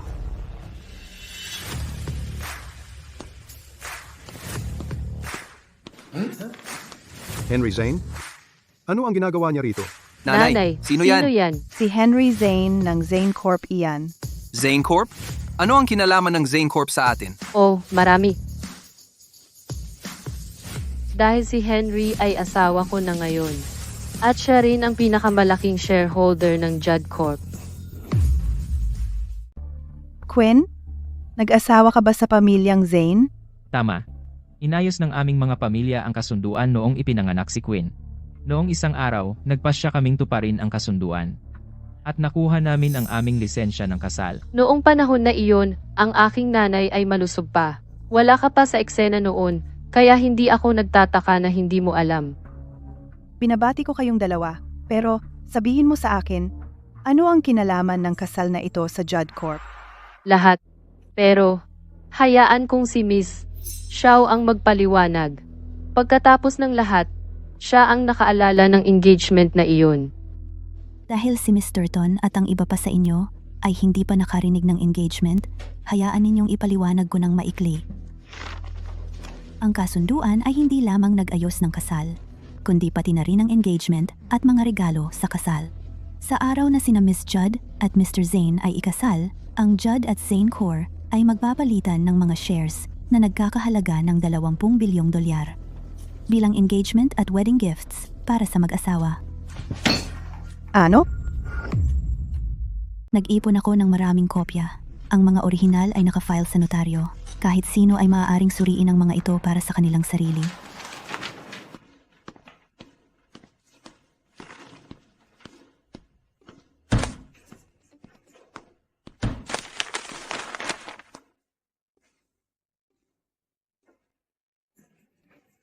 Totoo iyan. Paano mo hindi alam ito? Paano ko malalaman ang lahat? Sa ibang salita, Zane Corp ay nagbibigay kay Miss Judd ng 20 bilyon sa equity. At sa parehong panahon, si Mr. Zane ngayon ay may hawak 20 bilyon na halaga ng shares sa Judd Corp. Dati, si Miss Judd ay naglipat na ng 150 billion sa equity. Ibig sabihin, ang total market value ng Judd Corp ay 150 billion na ngayon. Kung kukunin ni Henry ang 20 bilyon, maiiwan ang 230 bilyon na hahatiin ng pantay sa 3 bata. Iyan ay 5 bilyon bawat isa. Iyan ay nagiiwan kay Henry bilang pinakamalaking shareholder. Talaga nga, kasal na sila ngayon. Magkasama, kontrolado nila ang 30 bilyon sa shares. Sina Charles at Enya, walang pagkakataon laban sa kanila. Tama ka. Maligayang bati, Binibining Judd, at kay Mr. Zane din. Kaming lahat sa board, susunod sa iyong pamumuno mula ngayon. Congratulations! Ibigay namin ang aming lahat sa pagpapatuloy. Nanay, ano ang gagawin natin ngayon? Yvette, Quinn, ang tapang ninyo. Aaminin ko na talo ako ngayon. Pero hindi kami magtatagal sa pulong na ito at bibigyan ka ng pagkakataon na gawing mahirap ang buhay para sa amin. Ika-cash out namin ang aming 20 bilyon na shares at iiwan na ang Judd Corp magpakailanman. Pero, nanay, gusto ko maging boss. Boss. Ako rin, nanay. Pwede pa tayong bumawi. Kayo, mga tanga, sa tingin ninyo kaya ninyo siyang talunin? Magpasalamat ka, Quinn. Nakahanap ka ng malakas na kasosyo kay Yvette. Kung hindi, sa tingin mo ba, kaya mo akong talunin mag-isa? Ang pagkakaroon ni Yvette sa tabi ko ay kabayaran sa lahat ng kabutihang ginawa ko.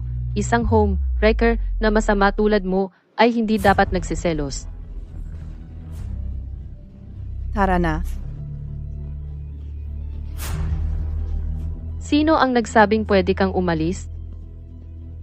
Pagkatapos ng lahat ng ito, ano pa ba ang gusto mo? Miss Judd, sigurado ka ba dito? Queen, nasa likod mo ako. Kahit ano pa man. Kami ay kasama mo. Ako rin. Kasama rin kita, Quinn. Humpeha. Bilang pinakamalaking shareholders ng Judd Corp, ako at ang aking asawa ay nagpasya na gumawa ng ilang malalaking pagbabago. Lahat ng narito ay kakailanganing makipagtulungan.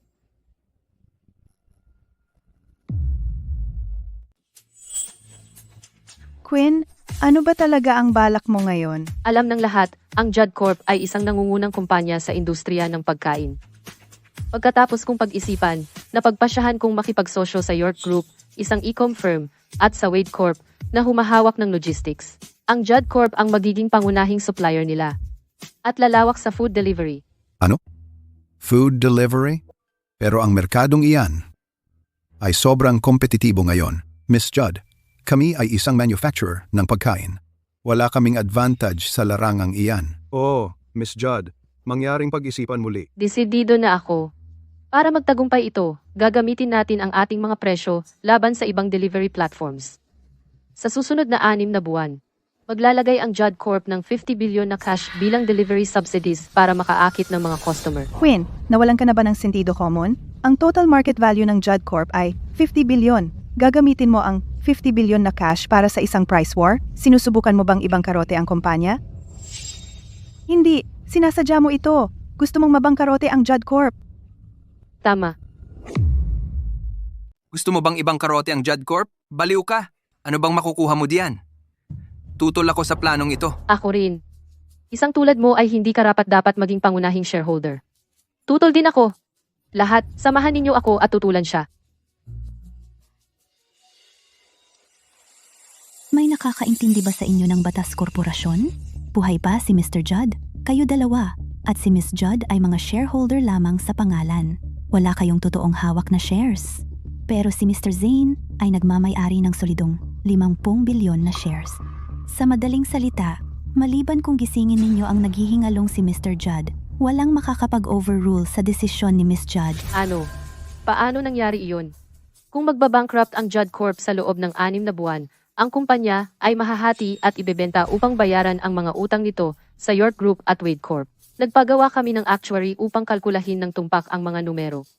Ang natitirang mahahalagang asset ng Judd Corp ay humigit kumulang 20 bilyon. Sumang-ayon kami na ibalik ang perang iyon kay Quinn. Hindi namin ito ginagawa ng libre. Ang aming mga pamilya ay makakakuha ng tig-1 bilyon. Pero kayo tatlo ay iba.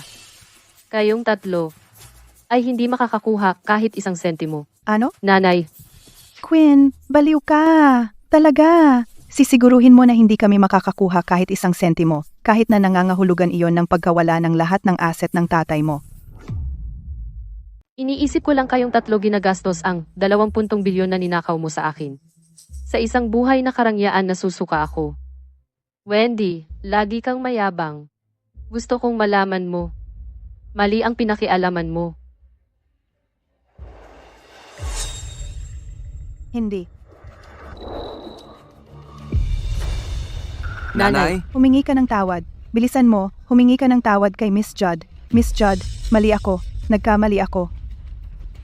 Ayaw ko ng 20 bilyon o handad ng bilyon. Sapat na ang handad ng 5 bilyon. Bigyan mo ako at ang aking pamilya ng 100 bilyon at yun lang ang kailangan namin. Inalagaan kita noong bata ka pa at nagsumikap ako para sa kumpanya. Para sa nakaraan, patawarin mo na kami sa pagkakataong ito. Pakiusap. Wendy, mas gugustuhin ko pang sunugin ang mga gamit ko at mawala lahat kaysa bigyan ng isang maninira ng tahanan. O ang 2 bastard na yan, kahit 1 sentimo. Hindi. Miss Judd, pakiusap.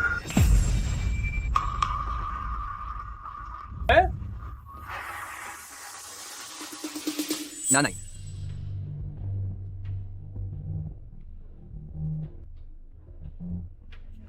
Quinn, Hindi ka makakatakas dito.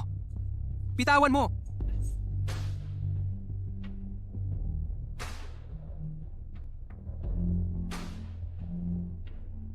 Miss Judd, tapos na ngayon.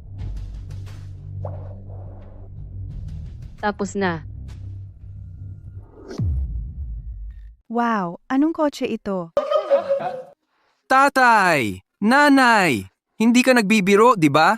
Kaya namin talagang bilhin ang mga kotse na ito? Ryan, mayroon kaming 6 milyong dolyar sa account namin ngayon. Ang kotse ay halos 1 milyon. Parang barya lang yan. Pumili ka lang ng gusto mo, Ryan. Bibilhan ka namin ng tatay mo ng pinakamaganda. Okay, titingnan ko ng mabuti. Sige, pupunta na ako ngayon. Ito, Mahal, asul ito. Nakita mo na ba ito? ito. Gusto ko rin ito. Tatay, gusto ko lahat. Ano ang gagawin natin? Ryan, kung gusto mo lahat, bilhin mo sila. Bawat isa sa atin ay may kotse. Tig-isa. Talaga? Oh, Hindi ba kayo isang masayang pamilya? Naisip mo bang bigyan din ako ng isa? Yvette, ikaw. Nagtataka ka ba kung bakit ako ligtas at maayos? Well, naglagay ka ng sapat na mani doon para ako mamatay. Anong kalokohan ang sinasabi mo? Pumipili kami ng kotse dito. Hindi ka welcome. Sige, umalis ka na. Eksakto, ayaw ka namin dito. Lumayas ka. Huwag kang mag-alala. Pagkatapos kong harapin ito, malamang hindi ka na makikita akong muli. Pulis, sumama ka sa amin. Pakiusap.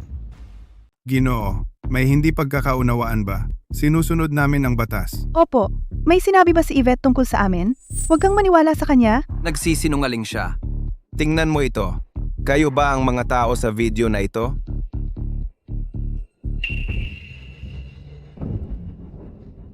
Ginoo, nag-check lang kami ng food delivery. Hindi naman yan illegal, di ba? May matibay na ebidensya na kami. Sa utos ni Wendy Durton, hinaluan ninyo ng mani ang take-out ni Miss Shaw kahit alam ninyo na magti-trigger ng allergy niya. Umamin na si Wendy Durton at tinukoy kayong dalawa para maibaba ang kanyang parusa. Sumama kayo sa amin. Ano? Dalhin na sila. Hindi po, sandali. Teka, Yvette, hindi ka kapanipaniwala. Kami ang mga magulang mo at tinawagan mo ang pulis para sa ganitong kaliit na bagay? Eve, sabihin mo lang sa pulis na lahat ito ay hindi pagkakaunawaan. Kung hindi, makukulong talaga kami. Dalhin na sila. Hindi, Yvette, magsalita ka. Hindi niyo pwedeng dalhin ang mga magulang ko. Hindi ko pa nabibili ang kotse ko.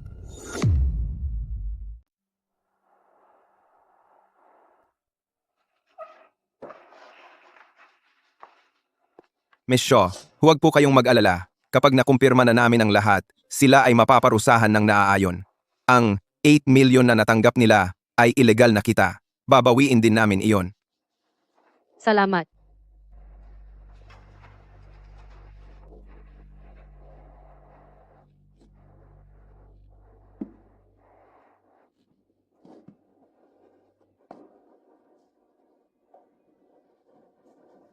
Kayo, anong ginagawa ninyo dito? Alam naming darating ka ngayon para harapin sila. Paano naman hindi kami pupunta? Huwag kalimutan, kami ang nagligtas sa iyo mula sa kanila noon. Hindi ka pupunta kahit saan. Tigil, kahit ang pulis ay hindi mapigilan ng away pamilya. Kayo, Huwag kang mag-alala, Yvette. Ilalabas ka namin dito. Salamat guys. Tama kayo. Hindi ako makararating dito ngayon kung hindi dahil sa inyo. Hindi ako narito ngayon kung hindi dahil sa inyo. Sige, tama na ang luha. Hindi lang ikaw ang dumaan sa impyerno. Narito ako sa tabi mo. Kung mayroon man, sa tingin ko mas malala pa ang buhay ko. At least nabawi mo ang 50 bilyon mula sa kumpanya ng tatay mo. Ang naiwan sa akin ng mga magulang ko ay isang record ng krimen. Anong malagim na biro? Hindi mo na kailangang magtrabaho sa ibang lugar. Si Miss Judd ay naghihintay na sakupin ang mundo kasama mo. Nagdesisyon na ako. Gagamitin ko ang 50 bilyon na iyon para itayo muli ang Judd Corp.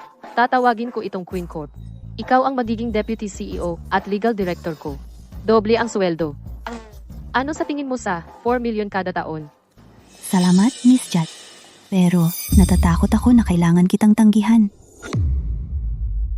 Ano, kulang ba ang pera? Pwedeng doblehin ko ulit. Paano? Hindi tungkol sa pera iyan. Gusto kong mag-solo at magbukas ng sarili kong law firm. Sa ganun, kikita ako ng pera at matutulungan pa rin ang mga nangangailangan. Baka isang araw, matutulungan ko ang tulad ko. Talagang ikaw, Yvette. Sige, deal. Ako ang magiging investor mo at VVIP client. Uy, isama mo ako! Ako rin! Ako pangatlo. Bakit ka nakikisali, Jasper? Akala mo ba may karapatan kang magsalita kapag nandito ako? Sige, sige. Ako na ang mag-dinner ngayong gabi. Kunin niyo na ang mga kotse niyo. Si.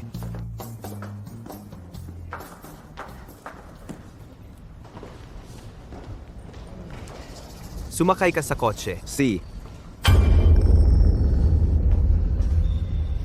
Ryan. Ryan. Baliw ka, Yvette. Magulang natin sila. Bakit kailangan mong gawin ito? Maaaring sila ang iyong mga magulang, pero hindi ko sila magulang.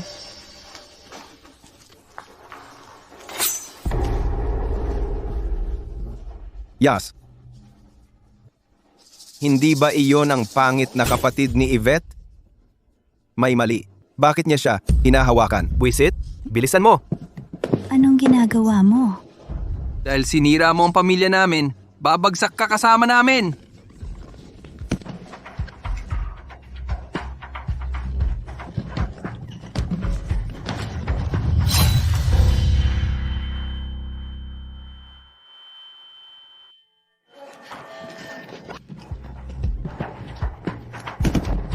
Yasba,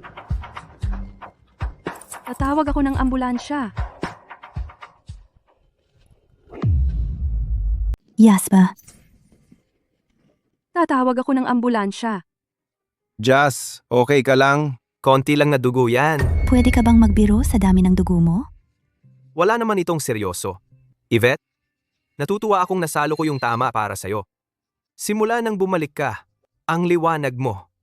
Hindi ko alam kung paano sasabihin, pero ang sugat na toe ay nagbigay sa akin ng lakas ng loob. Yvette. Ang totoo ay, Bobo ka ba?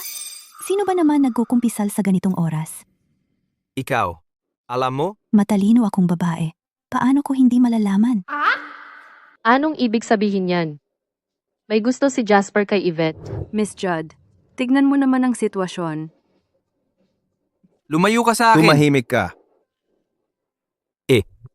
Pwede mong sabihing guilt-tripping ito? Yvette, bibigyan mo ba ako ng pagkakataon na mapasa iyo? Sige. Basta manatili ka lang at hintayin ang ambulansya. Sasabihin kong oo.